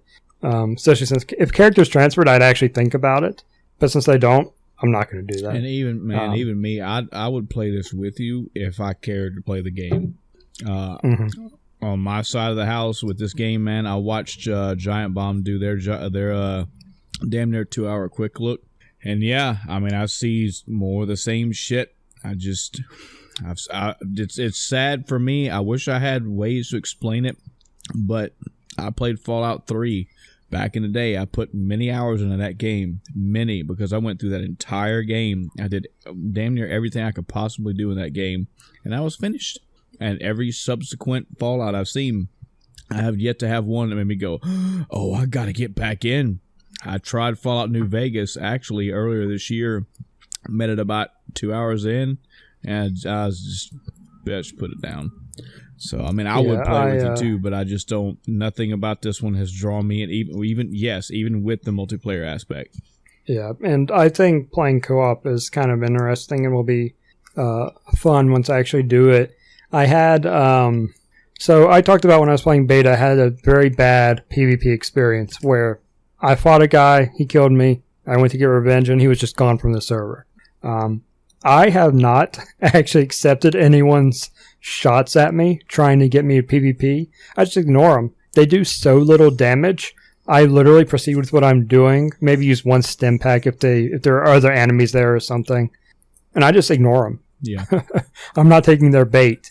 I've had one scumbag actually set up their base right near a quest objective, which I'm very curious how he accomplished that, because there are specific radiuses around quest points and map marker, what's the proper terminology? Locations that have a name or are quest related, etc., all have a boundary around them where you can't place. He had to be right at the edge of it. So turrets he built in his camp would shoot you when you were turning in the quest at this NPC. Oh, wow. Come on, man. I was like, this scumbag. That man is a fucking legend. He's a piece of shit is what he is. That is awesome. You say that, but you don't see the hours of work as he like walks around with this turret. Like, where's the exact fucking edge of this? So he was actually there. He was actually there when I showed up to turn this quest, and it started shooting at me. I ignored him, got closer to the objective, and then all his turrets started shooting me. So I had to go around the outside, walk up, talk to the NPC, skip all the dialogue, which I'd seen it before, so it didn't matter. This is something I did on Xbox. Walk out of the range, check my objective, leave and then come back. When I came back, I was smarter about it. I already knew they were there. He was gone, but his turrets were still there. Fucker made you work. Made you work. Yeah, he cost me like 10 seconds of effort. Good fucking job, guy. It took him longer to place his turrets. Yeah. Yeah. It's like, oh yeah, he's like 12. He goes to and it's like a level 6 location. Who cares? You're barely in PvP levels. So it's such a waste of time. Accomplished nothing. I don't get it. I had one other guy shoot at me and I just ignored him, went on my way, and he eventually gave up because I wasn't firing back. He was like 3 levels higher than me. I'm like, I'm not doing this. I have shit to do. I'm trying to get caught up. This fucker talk about it on his podcast. That's what I'm gonna do. Yeah. He's like, I know that guy. He's on the Tomcast. I fucking scrub. I think the only other thing I'll really talk about at this point is there are these things you can take control of called workshops. And this isn't something I even knew was in the game until Ko stumbled across it and did it. But there are areas you can take control of, and they then build little generator things, and they will generate certain resources for you. One of them being just scrap in general, which is really, really good. The game seems to have a awkward economy. Like most Fallouts do, there's always that 1 or 2 resources that are ridiculous to find. So I went to take one over, and the door was locked to get it. And I'm like, wait, there shouldn't be a door here. Someone had built up, the workshop, because once you take control, you can build all your defenses and stuff, because NPCs will attack it, etc. But he had built up a thing, but the workshop was unclaimed. So what happens is when you log off a server, you lose control of all workshops. So you can't just lock them down forever. Yeah. Or generate resources while you're offline, etc. So he had built it up to where you could not get to the workbench to claim it. And I think because he was logged out, I could have just destroyed the stuff and been fine. But the way it normally works is if someone owns a workshop and you attack it, you become wanted, in the PvP system. Right. I didn't want that to happen. So I was like, all right. And I wandered around, and there was a crack in between one of the walls and the pre-built wall, I should say, the actual static buildings wall. And there was a cooking station in it. Well, when you use a station, you walk up to it and kind of lean over it and stuff, your little idle animations. I was like, I bet. And I clicked on the cooking station, and it sat me down next to it. I stood up, and I was inside. Oh, wow. So I was like, all right, I walked over to the station, claimed it. Nobody could get to me. And as soon as I took ownership, I picked up that cooking station and walked away, so nothing was clickable in the range. Nice. Nice. And then I got disconnected from the server later, so it all went away anyway. But it was a very interesting moment where I was like, man, this person's really smart I gotcha. All right. I think that's enough Fallout. I'm enjoying it on PC. I haven't done enough new stuff to really talk about anything major. I'm very much in the early game phase of it. I'm still enjoying the systems. I like the card system they put in place. It's a very interesting way to do it, the special system, etc. But maybe I'll have more to talk about with it next week. Last game, and at the end of my spectrum, I beat Red Dead Redemption 2. Oh, wow. That's it. Hey, yeah. So, wow. So after the last episode, I said that I'd finished it last weekend, and I did. I was closer than I thought, and it only took me 8.5 more hours to beat it. So my time to beat the game was 61 hours total. That was with a lot of side stuff, but not a lot of side quest. Let me rephrase. Most of the side stuff I did was side quest related. I didn't do a lot of hunting, all that garbage. I didn't do much of that. This is a very interesting way they did this, because there are minor spoilers, not content related, but mechanic related, I guess. There are 6 chapters to the game, and there are 2 epilogues. Okay. I don't know why they broke the epilogue into 2 parts. Doesn't make sense. Weird. But there's a very specific reason they did 6 chapters and 2 epilogues, or 6 chapters and the epilogue. I'm not going to state that reason because that's a spoiler, Mhm. but there is a reason there. It makes sense. I'm not a huge fan. And I'm going to throw this out there for anybody that's actually looking to 100% the game or get all the achievements even, not even 100% in-game. Multiplayer stuff aside, of course. But do things as soon as you can do them, because once you get to the end of Chapter 6, you've got a ton of stuff that is now missable or no longer able to be done. Yeah. So once I realized how much stuff was missable, I was like, all right, I'm done with the game. Yeah. I'm at 84.3% overall. I have been considering, as I played through, doing a basically renegade run where I was I was an honorable outlaw on my entire playthrough. So I was going to do the opposite. The genocidal maniac run. Yeah, I was thinking about doing that, but I don't have it in me right now. I have 3 other games I can play right now instead of doing that, and all 3 are better options. Yeah. Man, this game, it is so brutal. It was so hyped, and it just, like I said, it's too late, and there are mechanical issues and all kinds of other things. Yeah. This is something We'll have it. Go ahead. We'll have, our discussions on the Game Awards and stuff, but Yeah. I looked at the candidates, and there's a lot of Red Dead, Yeah. and every time I saw them in a category, I was like, you don't deserve this. This is something that kills me about this game is that, again, I played through Red Dead 1, put a lot of hours into it as well, did a good 60 to 70% of the side stuff in that game, spent a lot of time just going around doing extra shit. But again, once I finished that game, I felt like I was done. And when Red Dead Redemption 2 was announced, and the surrounding people, I mean, again, I had coworkers like, hey, you're going to get that Red Dead 2, right? And I'm like, oh, man, you guys are on me about this Red Dead 2. Well, maybe I must have missed something in the trailers or the announcements or something. Like, y'all are making this out to be fucking Metroid Prime levels of change, and I don't see that really.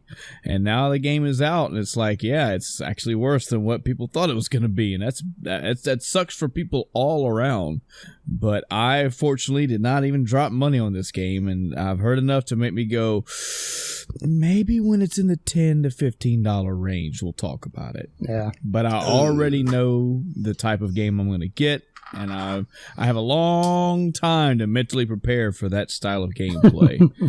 The aesthetic is not unappealing to me. I went totally down with playing a kick-ass cowboy. That's what John Marston was. But again, this guy just does not seem John Marston to me. But again, I haven't played it, so who knows? Maybe I'm wrong. Yeah, and don't get me wrong, the characters, for the most part, are good. The story has its ups and downs. Overall, I liked it. Near the end of the game and through parts of the epilogue, did not agree with the approach they took. Yeah. But overall, story okay. Story good in parts. Yeah. It's really mechanics that killed it for me. Yeah. And see, like, I think back to Grand Theft Auto 5.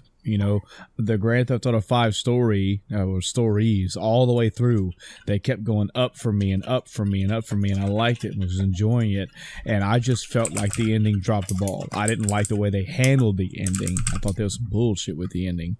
But it's not even like the story can save it from me.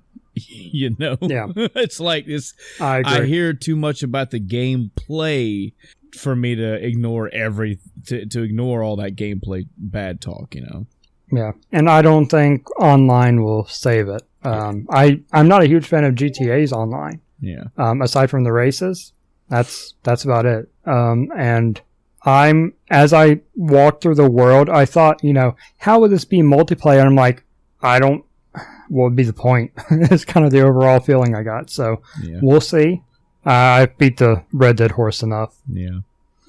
Well, what about you? Well, It's funny you mentioned. It's funny that you mentioned putting 60-something hours into Red Dead Redemption 2, as I have now crossed over into putting 450 hours into Persona 5.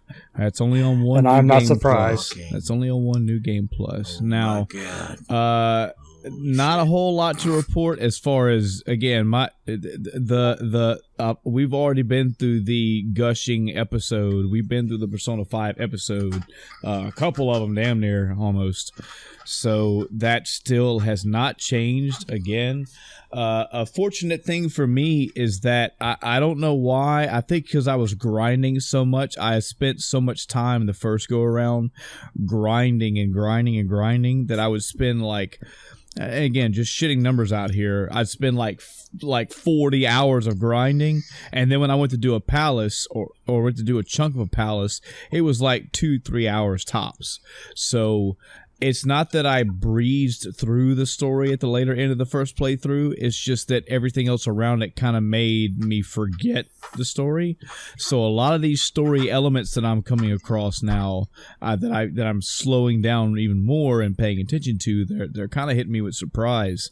I've already maxed out all the confidants at this point, so I've seen all their stories.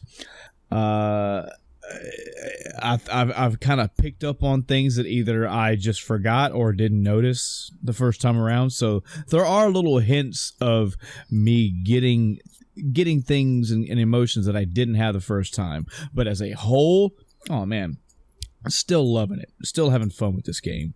As far as where I am in the story, I just finished the cruise ship's palace, and there's, as far as the guide takes you at this point, you have roughly about 3 to 4 weeks of free time. So now I'm in the last ring of getting the last, say, 4 or 5 trophies. I've got to do stuff like I got to beat the twins. I've got to I am one persona away from getting the mask collector one. I've got to nice. There's just a couple, like it's the end game trophies that I'm working on right now, and I've got plenty of time. Like I'm already in Mementos doing one thing now, and I know I'm gonna have to go back into Mementos because there's something I can't get right this second. So, but yeah, I've got plenty of time, and I'm gonna keep working at it. I'm pretty confident that since this is my New Game Plus run, that I will be able to get all the trophies, and I'll just go all the way through and beat the game again. I'm pretty sure I will not get a different ending because I'm doing everything for the story, and I did everything for the story in the first go around. Quick question, did you actually get the bad endings? Have you looked at those when they popped up? I saw the options to where I could get the bad endings, but I never chose them. And okay. I haven't. When I was doing my New Game Plus, I actually did a save, did the bad ending, and then went back and did the rest of the stuff. I've been so focused on the trophies and stuff, I didn't even think to do that. Sure. And knowing me and my lazy ass, I'd probably just go to YouTube and look at them anyway. Mm-hmm. For the audience that is wondering, I know y'all are curious who I romanced this go around. So if anybody remembers the first go around, Futaba was my pick. Yeah. And I'm not a fucking whore, so this go around my romance pick was still Futaba. I'm a one-woman man. What can I say? Damn. That was my New Game Plus playthrough. I romanced everyone. Yeah, and it even tells you in the guide that you can romance all of them, and there's no effect on the story. I said, nah, I'm just not gonna do that. You romance every human being Matter of in fact, the game and a couple of I can do this shit live here on the stream. Let me pull up my little thing here. So, Chris, this is what I got left to do. I've got Mask Collector, and I'm going for one more persona. It's one of the gem ones. Like the you know what I'm talking about. Oh yeah. And those were very annoying. Yeah, I know. I'm gonna have to go back. I have to wait for one more quest to unlock for a certain level to open up, and I can go back in there and farm his ass out. So that's no big deal. Yeah. Of course, there is the actual platinum trophy, but you can't get that you have to get all the trophies to get that one, so that was a given. Max out all the confidants. The last 2 that I have left are storylines, so that's going to happen automatically. A perfect job. I am 1 quest away, the one I just mentioned, so once that one unlocks and I beat that mini boss and farm his ass for some more money, and just in case. Guardian. Now, this is the 2 that I don't have, Chris, and if you have any advice or things to keep in mind, by all means, let me know. Guardian of the Pond and Beyond Rehabilitation. That's catching the guardian of the fish, the guardian of the pond, the fish, and defeating the twins. Now, I think defeating the twins should be fairly easy. It's a matter of fusing and then bringing to them the personas that they ask for, and then at the last one you have to fight them. And apparently the fight's really hard. Oh yes, but there is a very specific combination that makes it easier. It was rough. I spent a while on that fight. What level were you? Do you remember? I don't remember. Because I think I left and came back at 99 after doing Reaper farming. Wow. I was like, I'm not even going to bother until I get everything else done. That's crazy because I'm over 90 now, and I have I'm 1 away from having 100% of personas. So yeah, and it wasn't just fucking Sentinel in there if I want to, but. Yeah, and it wasn't just specific ones. It was certain spells on them or whatever, abilities on them. Yeah. Well, it wasn't. It's not. Let me be clear here, though. I'm not talking about getting the personas. I can do that. I mean the fight. Yeah, that's what I'm talking about. The fight. Shit. There's a certain strategy that makes it a little easier. Gotcha. Or way easier, I should say. But it requires certain personas with certain things on them. Because their mechanic is very interesting, and makes it a very, very tough fight. Good. Okay. I think I wiped. Yeah, you thought you were just gonna roll up into here, but this is Ruby Weapon, bitch. I'm gonna do it. Yeah, but it's very satisfying when you beat it, though. Yeah. Now, because of the effort. They give you proof of Omega. So the one that has me concerned the most, though, is this Guardian of the Pond.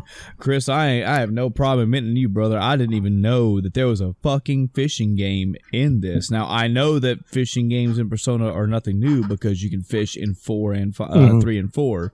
I didn't even know. I did not unlock this on my first playthrough. That's no problem. So it isn't? But okay, just making sure, because I see it's like, you got to catch fish to get points and use the points to get better bait and also get better poles, which lets you catch better fish and up the ladder.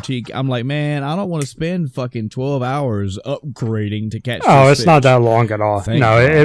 I don't remember how long it took me, but it was so little I don't even remember much of it. I remember doing it. Did you do it in like a Persona day or 2, or are we talking one fishing session?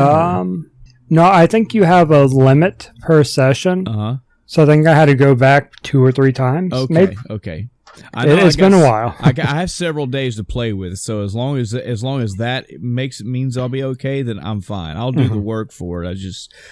Like I said, I didn't use the fishing one in here, and they were kind of making it seem like you had to do that progressive level, and you could only only buy so much bait every time you go, and it's like, oh man, it's gonna be one of these things. Yeah. Come on, man. I think they make it sound worse than it is. I think what I overall experienced was you get more points than you would think you would get. Yeah. So you're able to buy the new stuff a lot faster than they make it sound. Yeah. Like I said, I didn't have any issues. So again, I'm like 450 hours through this game, and I'm still loving it, still having a good time. I'm still reaching after my goal of getting 100%. I want to do it all.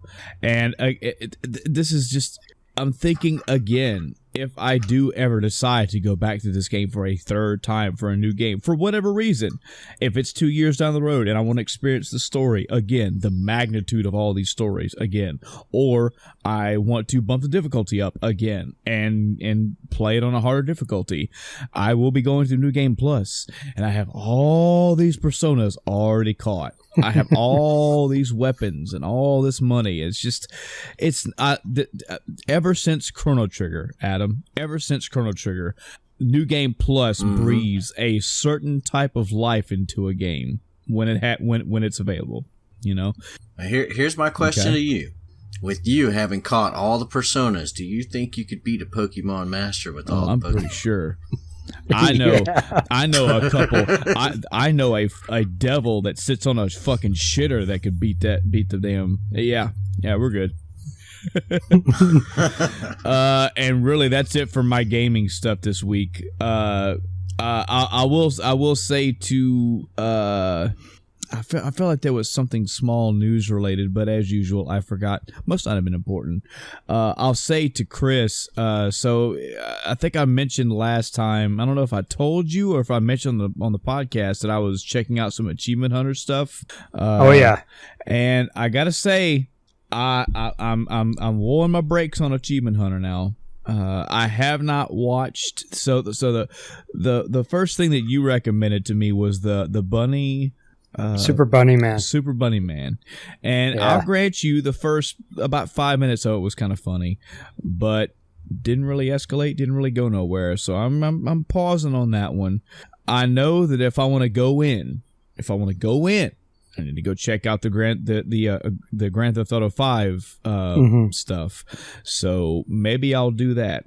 What also I did was I went to check out the podcast, the Off Topic, I believe is their podcast, or Yeah, that's Achievement Hunter one. Not a fan, and that's weird for me because I'm rare to meet a podcast that I don't like. It's not the content, and this is gonna sound so bad. It really is. I understand every podcast does it, and we'll probably have to do it someday as well. A lot of advertising in their podcast, a lot of product pushing, more than I was comfortable with. And I mean, the content was funny, their banter was funny, but just okay. Look, when I say I'm not a fan, I'm not saying I'm dumping it. I'm gonna give a few episodes of a podcast before I say it's not for me. But it just felt like they were, and I understand they have to, but they were pushing like a toy they made, and they were pushing a board game they made, and they were talking about this. It was like the latest episode, and then they've been doing a lot of Then they've been doing a lot of products read, and then another advertisement read, and I was like, man, this is. And then they brought McDonald's on. They were eating it, but they weren't talking about it. But I was like, Jesus, this is a bit much. McDonald's isn't a sponsor. They love McDonald's. Yeah, they just love McDonald's. I got that part. But so I'm gonna try their Grand Theft Auto part sometime soon, and I'm gonna let that one be the judge of how I feel.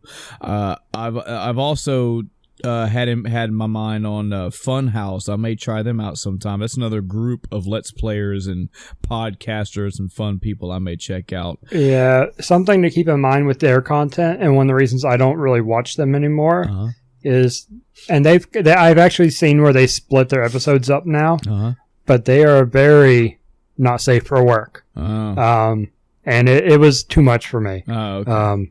Like playing porn games on Steam type videos. I'm like, okay, I get the humor, but when it's repeated over and over, I'm like, all right, I don't really care anymore. But I've actually seen them, at least on the Rooster Teeth site, maybe not on YouTube. They may only show the censored versions there, but I've actually seen censored and uncensored versions of episodes of series. So I like that they've done that. I haven't actually looked at them to see. Aren't those the same guys that were on Machinima? So, yeah. Huh. Yep. Well, I've noticed. I thought they just got fired. No, that was the game. That was the game trailers, which are now the Easy Allies. Woohoo! As far as large group of people, so far the Easy Allies is my pick. But I found that the sweet spot for my content creators are 3. 2 best friends or super best friends now has Wooly, Pat, and Matt. And I even continue the couch of 3. So we'll see. I didn't want to delve on this for too long. I just want to let you know that I am trying it out. I'm giving the Achievement Hunters maybe out of 6 out of 10 from what I see, but I've only seen like 3 things so far. So we'll see. We'll see how I fare, or how they fare. Actually, that's my daily content. I don't have. I don't have any movies. I don't have any shows, any anime. Yeah, it's been a as far as it is, it's a pretty solid Persona 5 time frame for me right now. However, there is one very, very very important piece of news that has hit my life soon. And I know some of you are trying to race me to the finish line and go, yeah, we know you're going to Disney in a couple weeks. It's not that. I am going to Disney in a couple weeks for the first time ever. My wife and I are in the last throes of getting our packing list together and finalizing our hotel stuff and checking in early and re-looking at our itinerary. Like come a week from now, we will be sleeping and then waking up the next day and driving to Disney. So that's very close, but that's not the best news. That can't compete with the best news. For those that do follow this podcast thoroughly, you'll know that my full-time job, my on-paper full-time job, I work as a restaurant manager, and the past pretty much this entire year of 2018, I've been called to active duty orders, and that's not a permanent thing. It is way more pay, of course, but it's not permanent. I'm either on orders or I'm not on orders. Well, I, as of a few days ago, officially on paper now have a full-time federal job with the military down here on the coast. And that means so many good things for so many good reasons. I mean, I have a full-time job now that pays over twice what I made before. It's a permanent job. It's a permanent status. It lets me have scheduling. It lets me be able to guarantee that this podcast specifically, I will be able to have a better steady schedule for this, and it won't be like, oh yeah, Chris, I'm going back work as a manager, man, and I don't know, man, we'll see what next week's like. It's not. It's all settled. Personal life is yeah, it's because you don't tell me that kind of stuff. I'm just like, fuck you, man. I don't give a fuck. Personal life's gonna be great. I've got a set schedule. It's just so many great things. So that's pretty much gonna be the awesome news of all time. My wife did remind me that I did go see one movie. I'm not going to harp on it for too long because it was F for me, but we went and saw the Nutcracker movie. It was all right. We went and saw it in theaters. It was pretty good. And it's a new Disney IP-ish. I mean, the Nutcracker is a thing, but this is the Disney's IP, so... oh, yes, you're right. I am sorry, man. Y'all, I'm fucking this up big time. There was a movie that I enjoyed fucking thoroughly that we saw in the theater recently, and that was Bohemian Rhapsody, the Freddie Mercury, actually the Queen documentary style movie. Very good. It just revitalized my love for Queen, man. It's such a good band, such a motivating band. Of course, as any documentary movie like this goes, guys, they took liberties. Not everything is factual. I get that, but looking at it from just a movie perspective, I think Rami Malek. I've pronounced your name wrong. I'm sorry. I think he did a real good job playing Freddie Mercury. I enjoyed the story of how the band came together, their growth. I had no problem how they handled his homosexual life throughout it. I thought they did a good job. Whether they left enough in or didn't, it's fine. It's he's gay. You got it out there. It was there. He had AIDS. He died of AIDS. It was there. But by God, when they got on the stage, when they played that music, all the stuff that you know and love and cherish from Queen was justified in that movie. So, good movie, good times. That's it for my week. If I have anything else, well, tough shit. I should have got it out earlier. We are going to roll into the topic for the week. And this one is actually a topic, not a banter, like I said before. We are going to do the end of time video game year, the end of time cast video game of the year, with the year being 1995. Now, for those that don't know, for those that are new to the series, this is a kind of recurring series that we do, a recurring topic. The idea is you can actually go back a few episodes. We will have done a review of a year where either Chris and I or Chris and Adam and I, we as the End of Time cast will look through 19 or whatever year, and we will pick what we feel are the highlights of that year, be it consoles released or magazine news, or mainly what it really turns out to be is a list of video games that we think are just the picks of the year. The End of Time Cast Game of the Year is the 2 or 3 of us get together, and as a podcast as a whole, we come to a decision on what game we feel is that game of the year. Now, if you're wondering what criteria we use, we don't run with categories, we don't run with sales, we're not trying to pick what media describes as the best, or what the cumulative top scores across the magazines of that era. No, this is what we as a collective, the End of Time Cast, come to a decision to feel like, be it basically in our hearts, what we think is the best game of the year. We've had a couple interesting battles the past couple years because, as we've mentioned early on when we started this segment, these years get pretty hectic. In almost all 3 of our opinions, the actual 90s years of gaming, there's some creme de la creme games, folks. These years this decade itself is just littered with masterpieces. Now, that's also subjective. I'm sure there are people out there that say, man, I'm from the 2000s. That was my pick. I get it.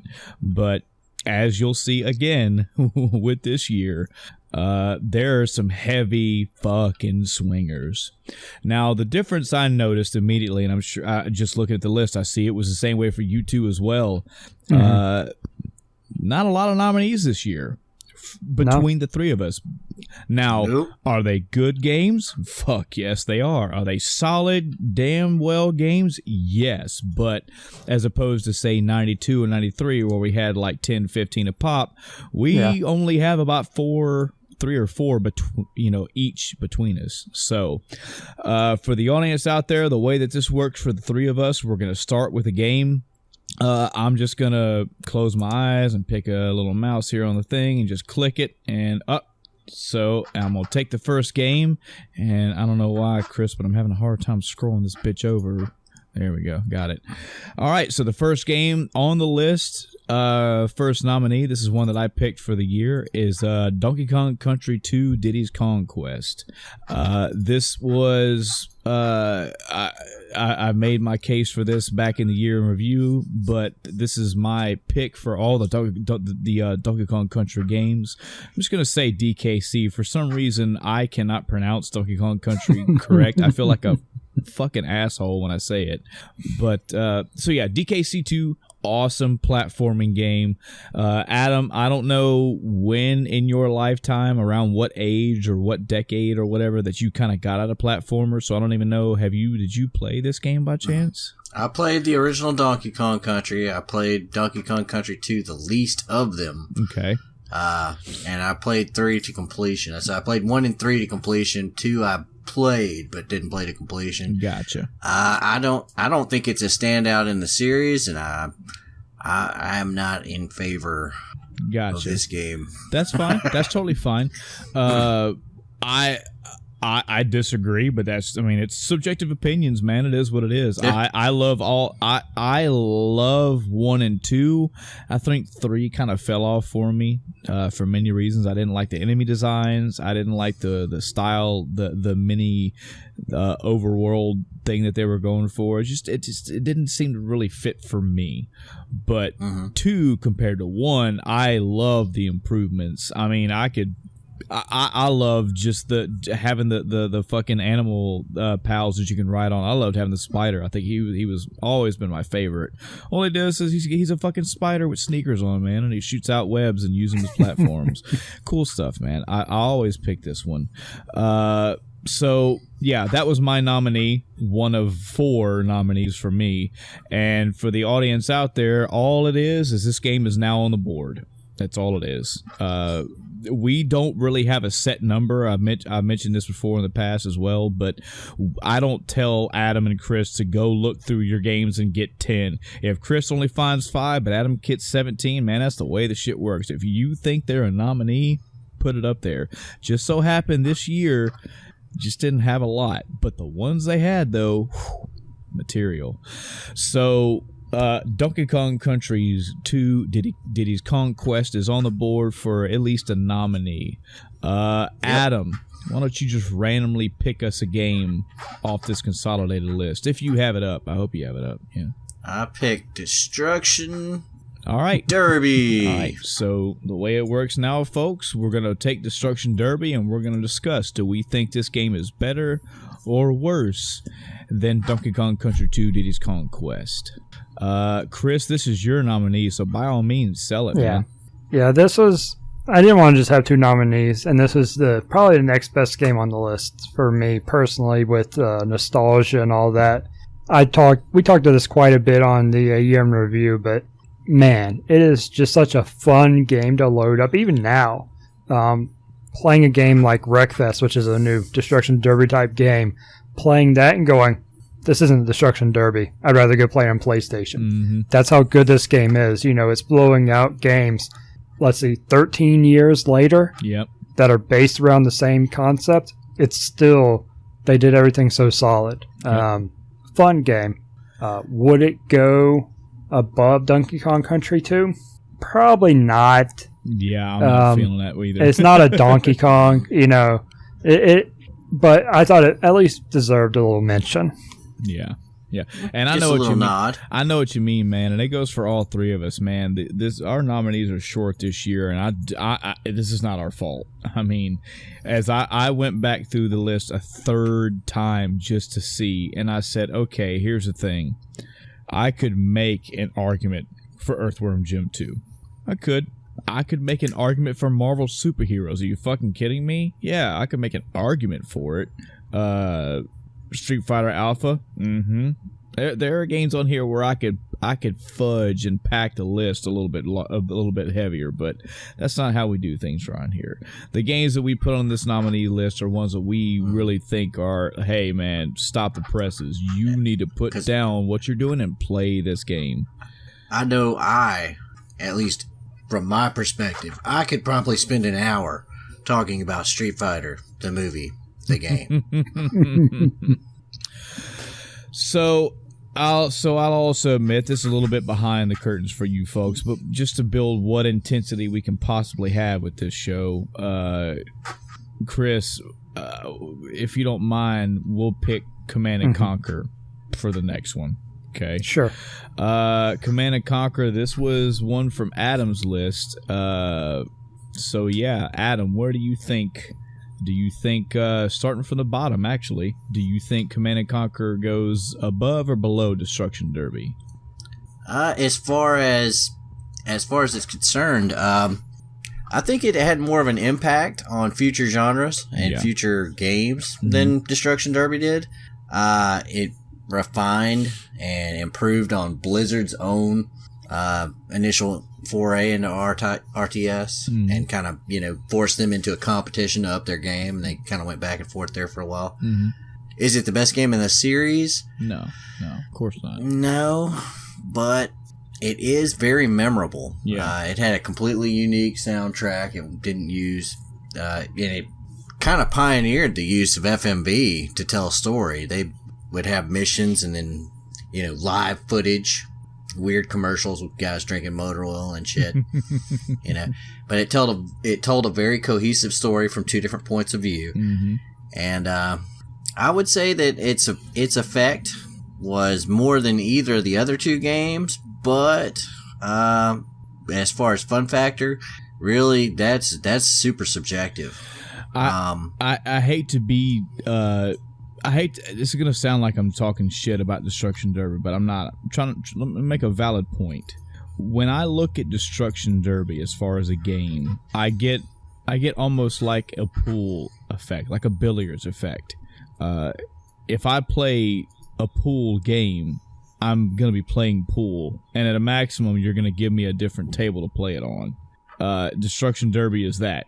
It does its thing. You take cars, you slam them the fuck into each other, and it is fun. Yes, it is fun. Much like playing pool can be fun, but you're just slamming cars together. That's about the maximum that it goes to. You don't level up your cars. There's no there may be a story dynamic to it, but do you really care? Not really. When you look at Command and Conquer, many little more levels get added here. You know, you're playing an RTS, so it's not just slam car into other car. It's management. It's the same mission can play out infinite number of ways depending on how you manage your resources, right. Not to mention multiplayer. There's funds management. There's terrain management. There's resource management. There's strategy, unit tactics, all these things. And then if you go above that, then yes, there is a story that drives this game, and this story is divided, as you said, into two. So I think just from a technical standpoint, yeah, it goes above Destruction Derby. Chris, what do you think? Yeah, totally cool with that. All right. So then the next question would be Command and Conquer. Do we think it goes above or below Donkey Kong Country 2, Diddy's Kong Quest? Chris, what do you think? I kind of think if this was, Red Alert, it'd be a lot tougher. Mm-hmm. But right now, I'm leaning towards it being below DKC 2. Yeah. It did, help define a genre. It was a solid game on its own, but it wasn't, that great, if you will. Yeah. Red Alert improved on it, was so much better. Command and Conquer, yeah. Adam, refresh my memory. Could you play Command and Conquer online versus? Yeah, Command and Conquer. The original that came out, if we're not talking about the expansions later on. I do believe the original had the multiplayer in it. Yeah. It's been 20 years. Yeah, I think so as well. But, I remember when it came out and you would touch the unit and they'd be like, reporting for duty or whatever it was. And, we go back and forth from the original Warcraft and even Warcraft 2. This was a major departure. Yeah. And, I guess my personal feelings on platformers aside, when I look and it's kind of hard to compare a genre you really like to a genre you're really not that fond of. Mm-hmm. But when I look at it from a technical perspective, what did Donkey Kong Country 2 do anything as revolutionary for its genre as Command and Conquer did? That's how I look at it. Yeah. If I look at, I compared Destruction Derby to a game like Gran Turismo, I think they're both good games. But I think Gran Turismo pushed everything to a new level. It was like, okay, here's your new level of this, and here's your new level of that. Yeah. And I can point to those things in Command and Conquer, but there are a couple interesting mechanics in Donkey Kong Country 2. But most of them were in Donkey Kong Country 1. Yeah. And then they were further refined in 3. I mean, it's an unfortunate thing that DKC 2 is a sequel, so you get to look at it that way when Command and Conquer is the original. But if you're just taking the game for what it is, at the end of the day, for me, even if I think about how many times I replayed it, I tell the both of you, I don't think I even played the original Command and Conquer. I think I started out with Command and Conquer Red Alert, and I didn't go backwards. But even with the times that, even just the feeling that I get, the what I would rather play if I had Red Alert in front of me and DKC 2, I'd probably still play DKC 2. But that's just me. So as it stands, folks, it's pretty much a 2-on-1 situation here, Adam. Unless you can pull out some shit to knock both of our arguments down. I get what you're saying. Platformers suck. All right, yeah, fuck you. Just on that. Because you're not even gonna fucking try. We're gonna put that right there where it belongs. Now I think I've pretty much left everything on the table as far as that's concerned. My only argument would be from a revolutionary standpoint and from a moving forward kind of standpoint, like what did it do for its genre and what did it do as far as games that followed after it. Right. I'd say Command & Conquer is the clear winner in those categories. Yeah. But otherwise, It's just a personal opinion. Yeah. So with this super long list, we're going to spend the next 2 hours going through. Audience, we have All right. We have Destruction Derby at the bottom, Command and Conquer above that, and DKC 2 above that. Let's go ahead and pick another one that we know is not going to be in the top. Flip a fucking coin. I'm so sorry, but Super Mario World 2 Yoshi's Island, you are next on the chalk block. Now, I got to tell you, while I say that this is not a game that you just shake off. This did do, if we're talking revolutionary, maybe not. I mean, the Yoshi. So you have a Super Mario. The full title is Super Mario World 2 Yoshi's Island. So the idea is this is the sequel to Super Mario World 1. However, it's not what you get. There's nothing that would make you think that if you've seen the game. So instead of Mario and or Luigi going on a platformer, they are babyfied and they are riding on the back of Yoshi, and Yoshi is doing all the work, except the times where he grabs the star and it goes, the baby goes Super Saiyan baby mode. But this game is top notch. I would almost make the same argument for DKC 2 as far as platforming goes. They are executed damn near flawlessly. Still played to this day for speed running. I mean, so is DKC 2. A lot of platformers are. It's the beauty of one of the great things about having them, a platformer to be a platformer. People love to speed run them. But from changing the style over from just get power-ups and jump and hit things, now you have Yoshi that has the ability to eat enemies and throw eggs. So now you have ammo. You have the overworld system set up kind of like Super Mario Brothers 3 was, sorta. Not so much branching past, but move from you have multiple levels in a area. Different bosses with different themes. Not all of them were hard, I'll give you that. They're not all meant to be super difficult, but interesting and unique. The final battle alone with that, Bowser charging at you from the distance. Definitely, I think even in the Super Mario franchise as a whole, Super Mario World 2 Yoshi's Island is up there, gotta be up there in the top 5. I mean, we're talking, it contends with Galaxy and Mario 64. That's just one man's opinion, though. So, where do we feel that Super Mario World 2 Yoshi's Island goes in this list? Do we think it goes above or below Destruction Derby? Personally, I feel that's a no-brainer. I mean, I feel that's right there on the bottom.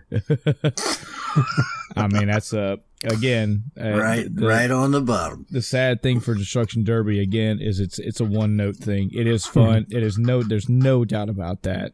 But yeah, Yoshi's Island hits on so many levels. It's kind of sad. When I put it on the list, I expected it to be at the bottom. Yeah, I'm okay with that. You know what? It's still on the list. Yeah. That's your Hugo 3. Yep. Right there. All right. So, Super Mario World 2 Yoshi's Island above or below Command and Conquer? Again, I'm gonna put it above. I hate this genre. Well, I mean that's fine if you same argument as last time. That's fine. Click. But I mean, Chris is still. I mean, maybe he feels differently about Yoshi's Island. I wouldn't think so. But what do you think, man? No, I would still put above Command and Conquer. Yeah. Really, it comes down for me between DKC 2 and it. Yeah. Yeah, this is where the actual battle of this is the first major battle here. Super Mario World 2 Yoshi's Island and then Donkey Kong Country 2 Diddy's Kong Quest. All right, so let's try to do this since it's genre on genre. Let's try to do this by category. Graphics. I got to tell you, Yoshi's Island sticks with what it knows best and had a sprite-based graphics. That's all the way around the horn. It does pull some Mode 7-ish stuff here and there, but it sticks with, Yoshi himself, to the enemies, to the bosses, to even to the the world you run around with, the overworld map, the items you pick up, it sprite based, stuck to it, and I think it's done very well. I think it's all themed and it all just fits nice and cozy together. DKC2 took more of what did more of what DKC1 did. They went to that 3D look, and it looks damn good. It looks damn impressive. Yeah. I think in both of their rights, they are fucking beautiful in their both respective rights. Do I think that DKC2's 3D graphics did a better job than the sprite graphics in Mario World 2? Nah, not really. I mean, I think they both went for maximum effort. I would have to think of individual sprites of individual monsters or levels or areas and go, well, I think there was like 3 shitty designs. I think the graphics are fucking good. I'd say they're about equal on graphics because they're 2 completely different art styles and they're both executed well. Right. If I had them side by side, I think that DKC2 would get the edge on graphics for me because it's that updated. Yeah. Just not sticking with sprites. Yeah. They actually did something else. I like the look of the game a lot. And if we're going to be hypercritical about it, and I mean, Super Mario World 2, we know that the Super Nintendo can do sprite graphics really well. Yes, we know thanks to DKC1 that they can do 3D graphics well, but the fact that they give it a little bit more, it's just technically impressive from the hardware design of that console and the game chips and all that shit, what this game could show. So I mean, if from the technical level of the graphics, DKC2 hands down. Music, both of these games have memorable music. However, I remember far more tracks from DKC1 than 2. That's just a personal thing, but I definitely remember more tracks from Mario World 2. I think this is something Nintendo has always had on point. I think Nintendo has always been really, really good, even in like the Wii era where they have multiple instruments. A big argument for video game music is, think to Nintendo when they were limited. Those 4 beats because that's all they had to use. But now when you have a symphony, it's much more challenging to have memorable tunes.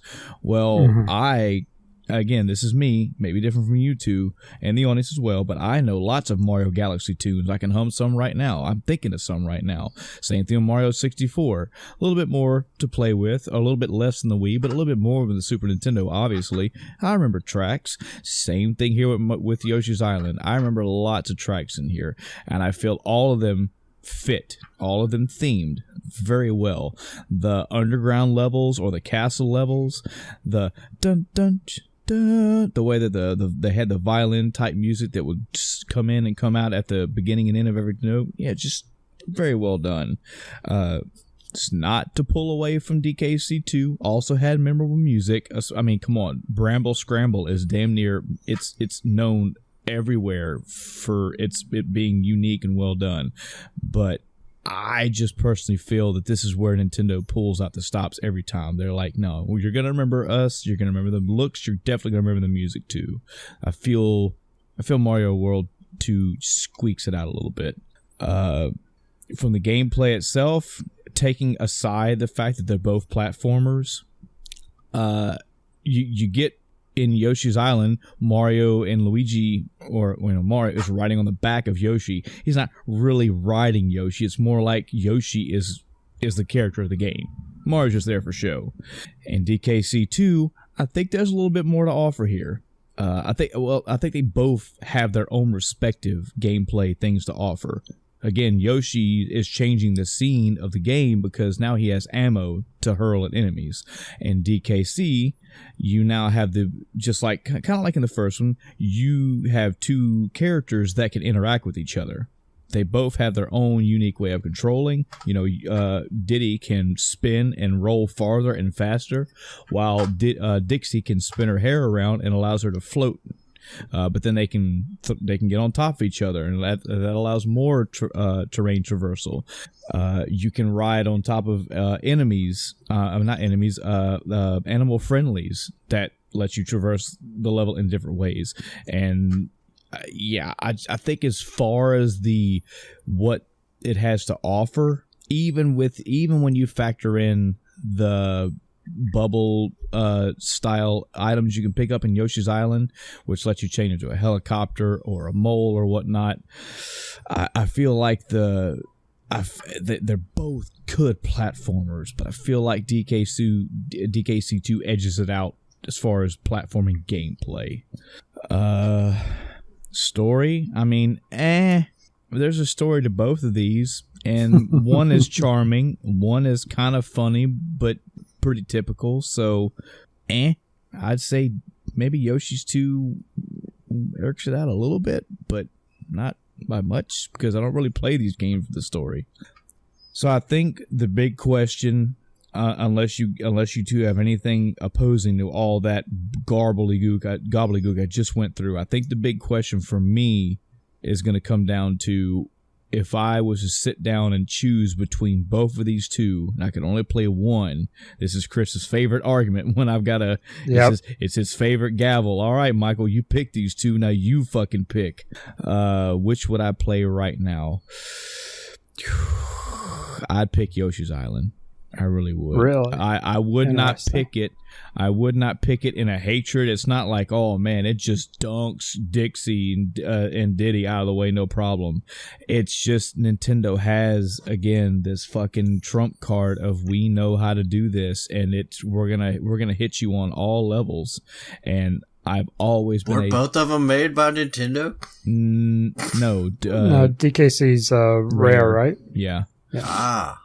So, it almost goes to like a kind of like a gut feeling. I'd grab for this one.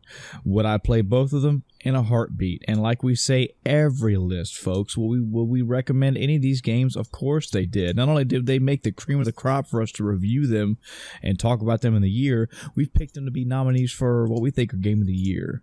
So unless you two say different, I would put Yoshi's Island above DKC2. I mean, let's be real. This is the fight for third place, so however you want to do it, I'll go with. Yes, you are completely right. All right. Chris, since Adam picked the first one, why don't you pick between these next two swinging contenders? Which of these two are why not just go up to number 2 right fucking now? Let's just throw Suikoden up to number 2, and then we can get into the real fight. Good. I'm glad you picked Suikoden. Yep, Suikoden came out this year, and apparently, according to Adam, I have him quoted on paper. Suikoden's a piece of garbage. So damn, I don't know why. What the hell did they? What kind of drunken torture session did you have, man? Say it or I'll fucking shoot. So for those that maybe are following along this is maybe your first episode, or maybe you just forgot the review. We're talking about Suikoden, PlayStation RPG, and listen to the games it beats out pretty easily. Destruction Derby, followed by Command & Conquer, then DKC2, and then Super Mario World 2 Yoshi's Island. Kind of unfair on several levels. This is so Command & Conquer, the one that you picked here, Adam. Do you know if this was a PC release or PlayStation release or what? I believe the PC release was in 95. Okay. So, well, I guess it doesn't matter either, Chris, because man, Destruction Derby is a fucking PlayStation game as well. But This is an RPG, 1995 release. And my God, is it an RPG? I was one of the fortunate people that I did not know what the hell this game was. It was a favor kind of happenstance of why I even played this game. And it has stuck with me all these years. Its sequel is on my top 15 of all time personal wall. Adam, sell us on Suikoden. Tell us why this game just shot the fuck up here on the top of the list like it did. Well, because it's not a fucking platformer. You dirty son of a bitch. So it's got that going for it automatically. Right after that, man, when you're thinking about Suikoden, the main selling point for this game, when you hear people talk about it, is that it's got a giant cast of characters. Mm-hmm. Well, this cast of characters wouldn't be as good if they weren't at least as fleshed out as they are. It's easy to take a giant cast of characters and have them have one very flat, kind of personality. But in Suikoden, you actually get a little bit of development with each one of these characters. You have little side quests and little intricate little plots that go on back and forth and progress as the game goes on.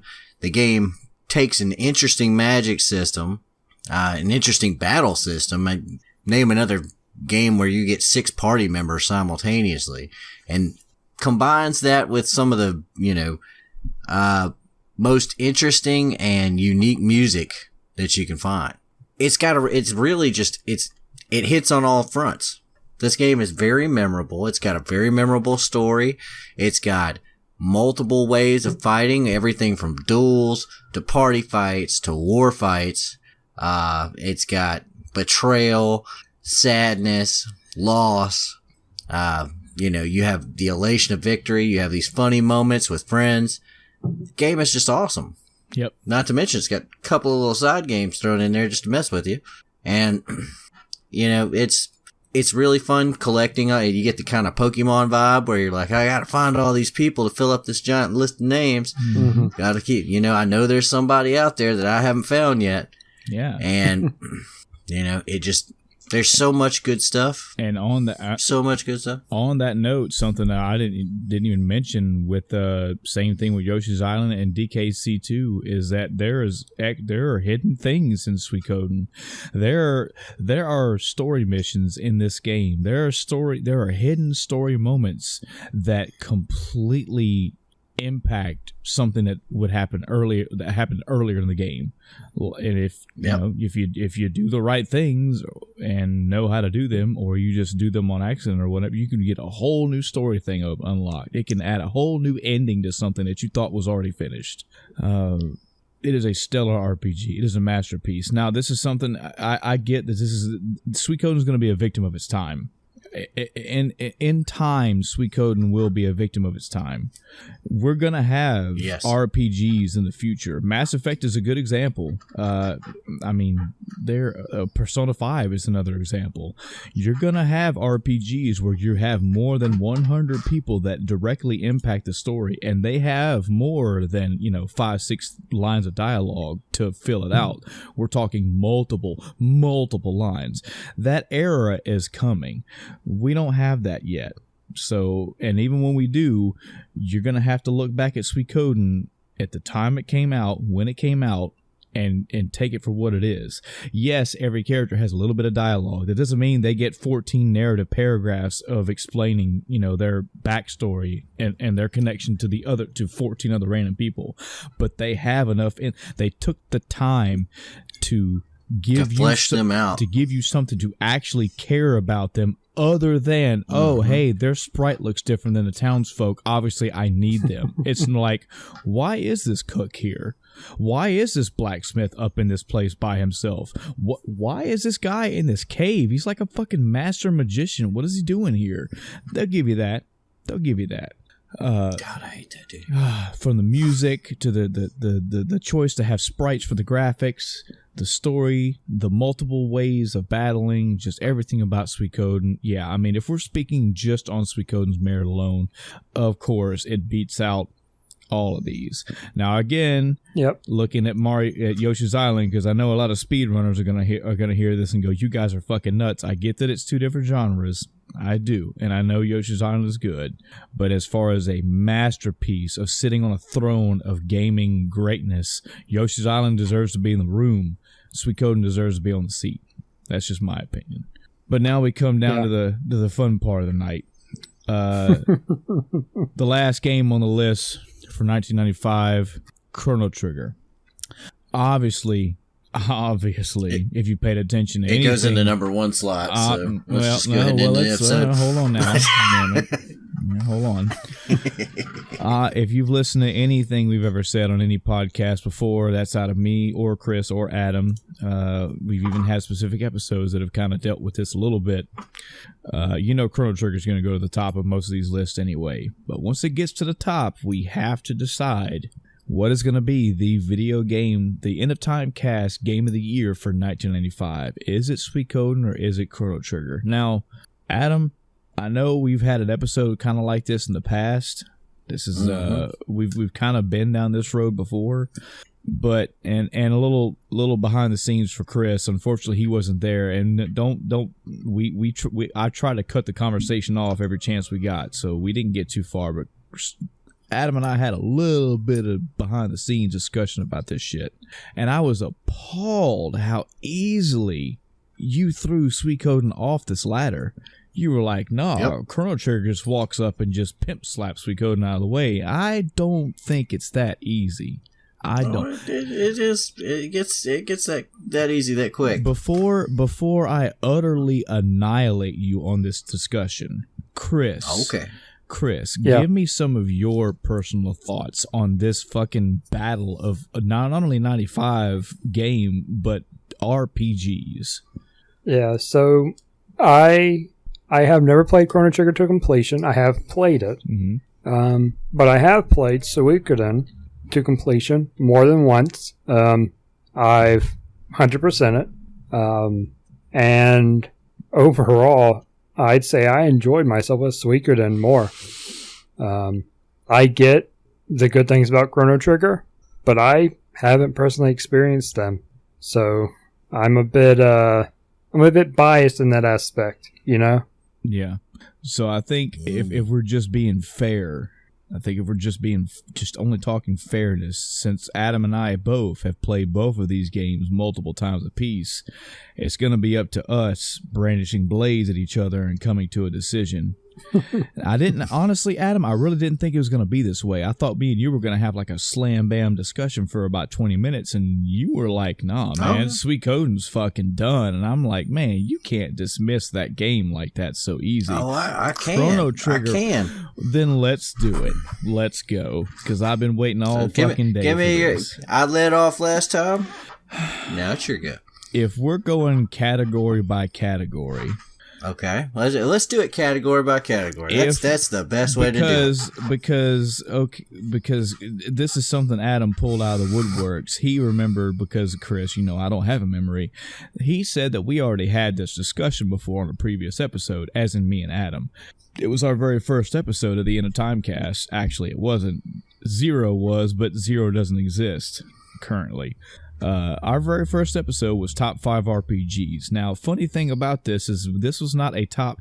This was Adam's and Michael's top 5 RPGs. Not only was it top 5 RPGs, it was done by categories. So, what was my number one RPG as far as graphics is concerned? What was Adam's number one RPG as far as sound design goes, etc., etc. Yeah. And yeah, Suikoden didn't make any of those lists, unfortunately. I have to go back and listen. I don't think Suikoden 2 did either. I'm feeling really iffy about that. It made one of mine. I burned Suikoden 2 early. And you sure did. That's right. So I gave it sound, I believe. I remember that. I'm saying all this is also like we're not even done with the topic yet, but just to throw an early spoiler out there for the audience, a little bit of pre-Christmas tease. We, as the End of Time, are going to readdress episode 1. And I say that, but we're not technically doing it because we are going to do an actual top RPG list. We're not doing categories. We're just having Adam pick his and me pick mine and Chris pick his. Or we could do End of Time Cast top 10 RPGs. I say all this because he made a statement that blew my fucking mind. I had to go back and listen to it, and it was pretty much true. But he said, "Yeah, man, Suikoden didn't even make it in the End of Time Cast top 10 RPGs." And I'm like, man, yes, of course it does. This game trumps so many other RPGs on graphics. Number one, picks sprites because it knows sprites are good. It has a pseudo 3D world with a sprite-based look to it. It's set on PlayStation 32-bit graphics, so not only do the characters look good, but the magic effects look good.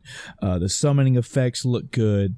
The only place that I would give you that it looks like, all right, you guys probably could have put a little bit more effort, was in the overworld, the big battles, the epic battles, because the actual little sprites on the screen look kind of meh. But again, they're representing little bitty sprites in a gigantic battle. They did the best, and that's fine. Sound design, come on, man. Again, Sony PlayStation, symphonic music, that classic PlayStation Konami style to it. So many great themes across so many towns and castles and overworlds and epic moments that happen, all themed, all fit just properly. And even right now, I could stop because you can say the same thing about Chrono Trigger, but you said make my case, so I'm trying to make my case. Story. Okay. Chrono Trigger has a damn good story, a fucking solid story, especially one that handles time travel and does time travel well. Suikoden, you made the argument for me. There's 108 characters in that game, and all of them have story to them, and a good chunk of them have a lot of story, combined with political intrigue, combined with major loss, combined with friendship and camaraderie and building a castle together and recruiting people. We need to fuck the empire. Like, it's just so many good story elements to this. And the only tropey thing about it would be that I'm a bad guy and let me fucking turn into a golden god, quite literally. Still done very well. Not done as good as Suikoden 2, but still, it was the first. It was done really well. Gameplay. Again, you made a case, man. You got 6 characters on the field. Most of those, as long as they're connected some way, they can unite together and have special attacks. Just a standard fare otherwise. Much like Chrono Trigger, though. You got attack, you got item, you got spell or whatever. Yeah, I really like the rune system. The rune system itself is also nice. That's not to include the one-on-one battle system, not to include the overworld large-scale fights. Just there's multiple ways to have fights in Suikoden, and they're done very well. They're driven by not only the action itself and the gameplay itself, they're driven by story. Yeah, man, this game is not something to just shrug off, and I think it contends up there with Chrono Trigger.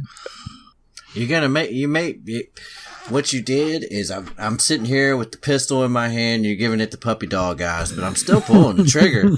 Okay, graphics. PlayStation 1 era graphics. I'm so fucking sorry. Go look at the goddamn box art for Suikoden. Stop. Just fucking stop and put it up against Akira Toriyama's fucking art. No.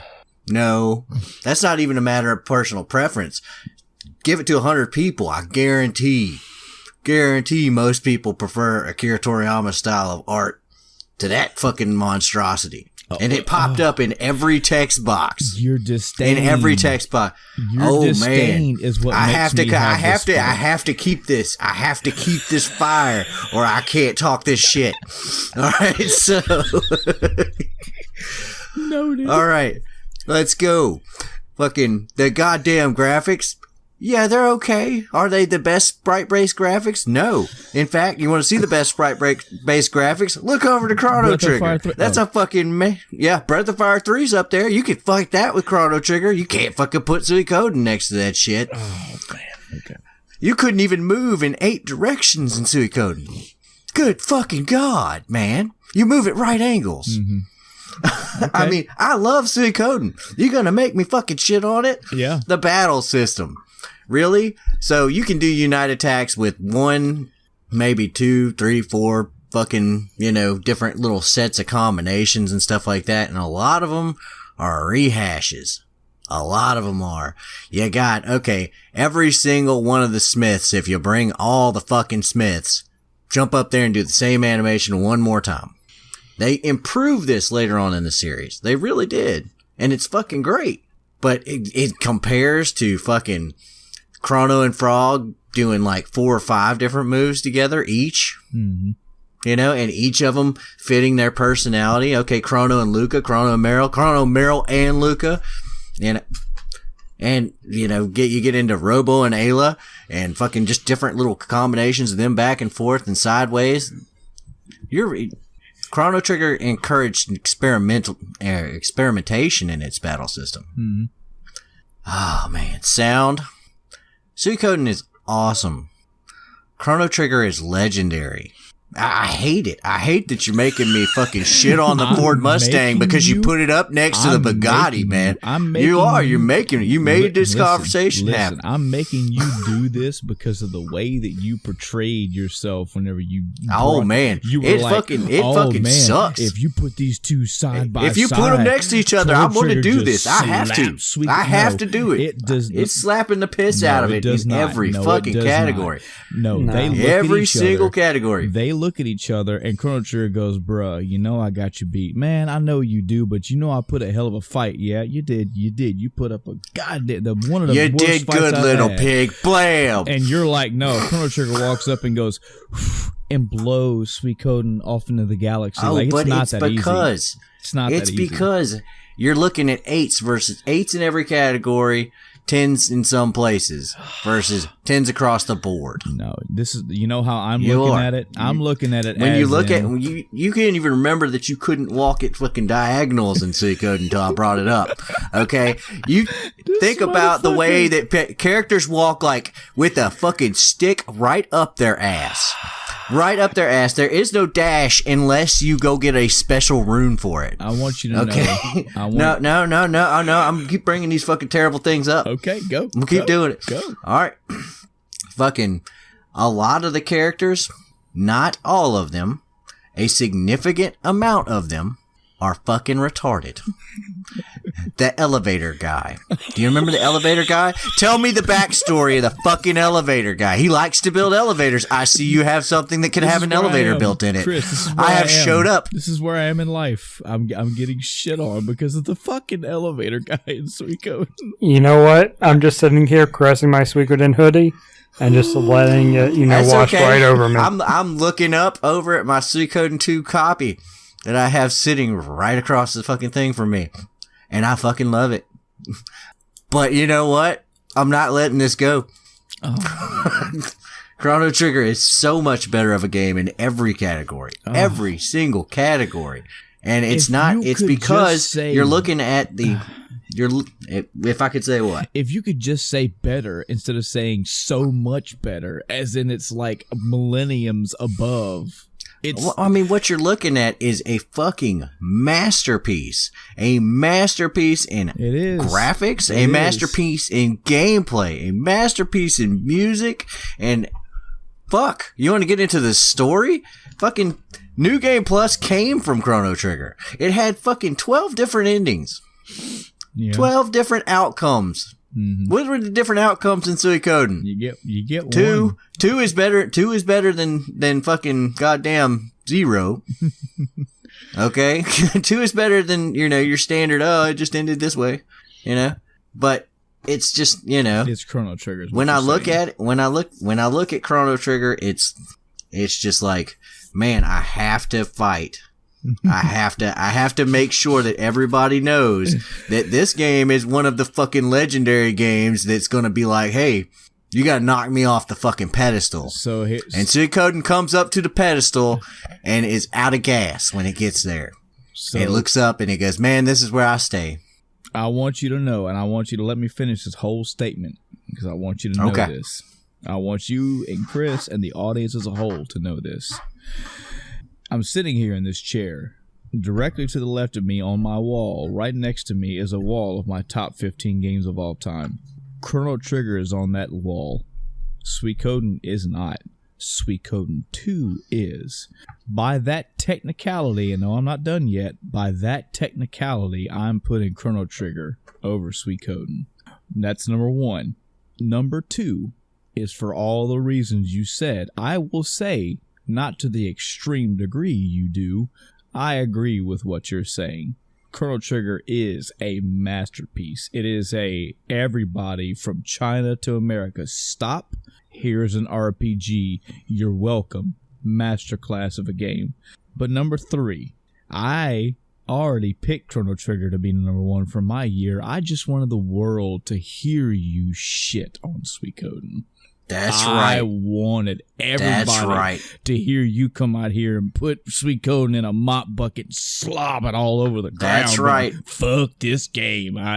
This is Killing Children Part 2. Yes, it is. Electric Boogaloo. This is. You see how quickly I drown the non-favorites. This is revenge for making me say bad things in the day about Mega Man X. That's right. That's right. You gotta put them down. Oh, man. I will say that you made a statement that Chrono Trigger was tense across the board. Yep. If it was, I probably would have finished it. Well, I mean, you didn't like Dead Red Redemption 2 either, so, I mean... I wouldn't say it's 10s across the board. 9s and 10s, sure. Maybe 8s here and there. I'd have to actually play through the game to know for sure, but what I played I'm interested it wasn't where 10 out of 10 game. I'm interested as to where you would put Final Fantasy VI next to Suikoden. When you take Final Fantasy VI, it's basically the equal to, Chrono Trigger game. I still need to play 6. I never played through it. It got to the point. I think one of the reasons I didn't play that one was because it got so spoiled for me that I was like, well, I know everything that's going to happen, that it's kind of killed it for me. So I don't really have a firm opinion on 6 right now. That's your Christmas present to Adam. You have to play both those games and get a report. Give a report. Shun the non-believers. All right. So when I look at it, I mean, the thing is, I see what Suikoden became. If we were talking about Suikoden 2, I couldn't shit on it this way. Yeah. I couldn't. Yeah. Everything else was just more you still couldn't fucking move diagonally. But everything else was 20 times better. Come on, man. There's a gameplay choice here. The reason why you could move diagonal is because you need more ways to either evade or directly get into contact with a physical enemy on the screen. You don't really need that in the world, except for maybe overworld terrain movement. We were well past the point of need being a valid thing. I mean, in the Atari, you didn't need to move diagonally. I know. I'm just trying to help Suikoden out here, okay? Okay. Suikoden, okay, all right. I'm trying to pick up the pieces that you broke. I'm just trying to make... That you I'm broke. just saying. Can't fucking move diagonally. The world will forever remember the day that you took Suikoden and put it in a pile of dog poo and then kicked that poo across the yard and went, ugh. Yep, that's what it gets for stepping up to the king. So, ladies and gentlemen of the audience in the world, we have decided here as the End of Time Cast podcast that for the nominees at the bottom, we got Destruction Derby, followed by Command & Conquer, followed by DKC2, then Yoshi's Island. Suikoden takes the number 2, but the crowning game of 1995, another banner year as far as like big swinging games go, maybe not in number but definitely in quality, is Chrono Trigger, released in 1995. Whew, man. Yeah, good games, man. Still, all these are solids, but Suikoden is good. Chrono Trigger is it's a hallmark. It's whatever other expletive words you want to put around a game that you must play if you want the example of what greatness in this genre is. So, audience out there, what do you think of this of our choice this year? And I remember, curb your enthusiasm here. This is still our opinion. This is not saying it's empirical fact. It's not saying that it was the best by numbers or sales or popularity. I'm pretty sure Chrono Trigger was up there in most of them categories anyway. But the bigger thing that we would like from you as an audience is to know, what would you pick and why? What do you think of what we picked? What do you think we said about these things? What did we leave out? What did we say wrong about it? No. If you were to make your own top game of the year list, what would be at your top and why? Remember, games don't always have to be in your personal top list because of anything other than all it ever devolves down to is what you feel. We've made this argument many times before, man. Your list is your list, same as our list is our list. What are the nominees that we talked about that you feel deserve more praise. Maybe our order's wrong. Maybe you think Command & Conquer is better than Suikoden. Could be possible. Maybe you just like RTSs that much. Maybe you took some blunt force trauma. And as you hear, Adam will laugh at you, but I won't. Oh, I will. What do you think about anything we talked about this episode as a whole? Maybe you want to go back to the year review of 1995 period and point out some games we didn't talk about. Maybe there's a game in there that we brought up for a year in review that didn't get on this list, and you're like, man, hold on, why did you not put Marvel vs. Capcom on here? Because that's a shame. We love to hear it. We love to hear anything and everything that you would like to tell us about what we talked about today, previous episode, gaming, anime, music, movies, all that stuff. There are many ways you can get your feedback to us. We have a Facebook page. You can go to Facebook and search for End of Time Cast. Maybe how you found this episode right here. We have an email address at endoftimecast@gmail.com. That's endoftimecast@gmail.com. No funny numbers in there. Just spell it as you heard it. We have a Twitter page as well. You can tweet us, retweet us. So many ways to get a hold of us. And in the future, down the road, there will be many more to come. So yeah, we do plan on doing a actual RPG list. Me and the boys will sit down and decide how we want to do it. It may be a top 5 between all 3 of us. It may be the End of Time Cast as a whole doing a top 1. But yeah, I feel we definitely deserve it. We owe it to ourselves, especially with it being 3 of us now. Tell you the truth, between you audience and me, the producer, the man, I feel that any episode me and Chris did, if Adam would like to jump in and redo it again just to add his opinion, I think I have no problem readdressing that, man. Maybe you as the audience want to hear his opinion as well. Hey, Adam, episode whatever, it was just those 2. And man, what do you think about this? So I think they're fucking dumb. Wait. Especially since Chris loves RPGs and Adam loves RPGs and I love RPGs. No matter what number or situation that we do today, I think we owe it to ourselves and the audience to say, like, hey, these are the RPGs that we fucking pick. These are your go-tos. So we will be addressing. Oh, you know they're going to get heated too. Yeah. That's the first big announcement. The second big announcement is that we got a pretty set schedule for the next few weeks. We're only going to be potentially missing one episode, and even then I don't think we're going to. I think during my Disney trip, Adam and Chris may be getting together on their own, so it'll be the very first ever No Michael episode, which I know Adam's happy about, but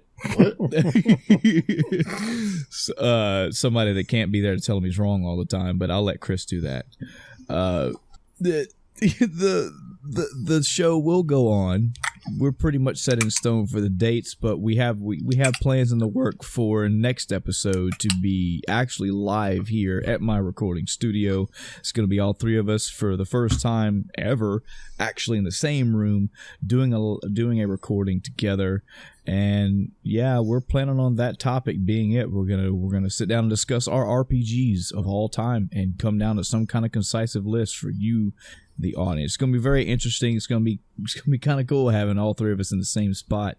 So yeah, look forward to that. If by chance, whatever life happens and we can't do that, so I'm kind of trying not to promise that we're going to do this, but we have plans to. But if it doesn't, hey, something came up, and I'm sure we explained why we couldn't do it in the episode. Anyway, that's going to do it for tonight's episode. And until next time, I'm Michael.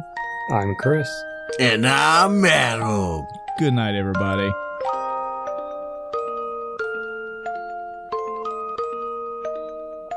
Bitches.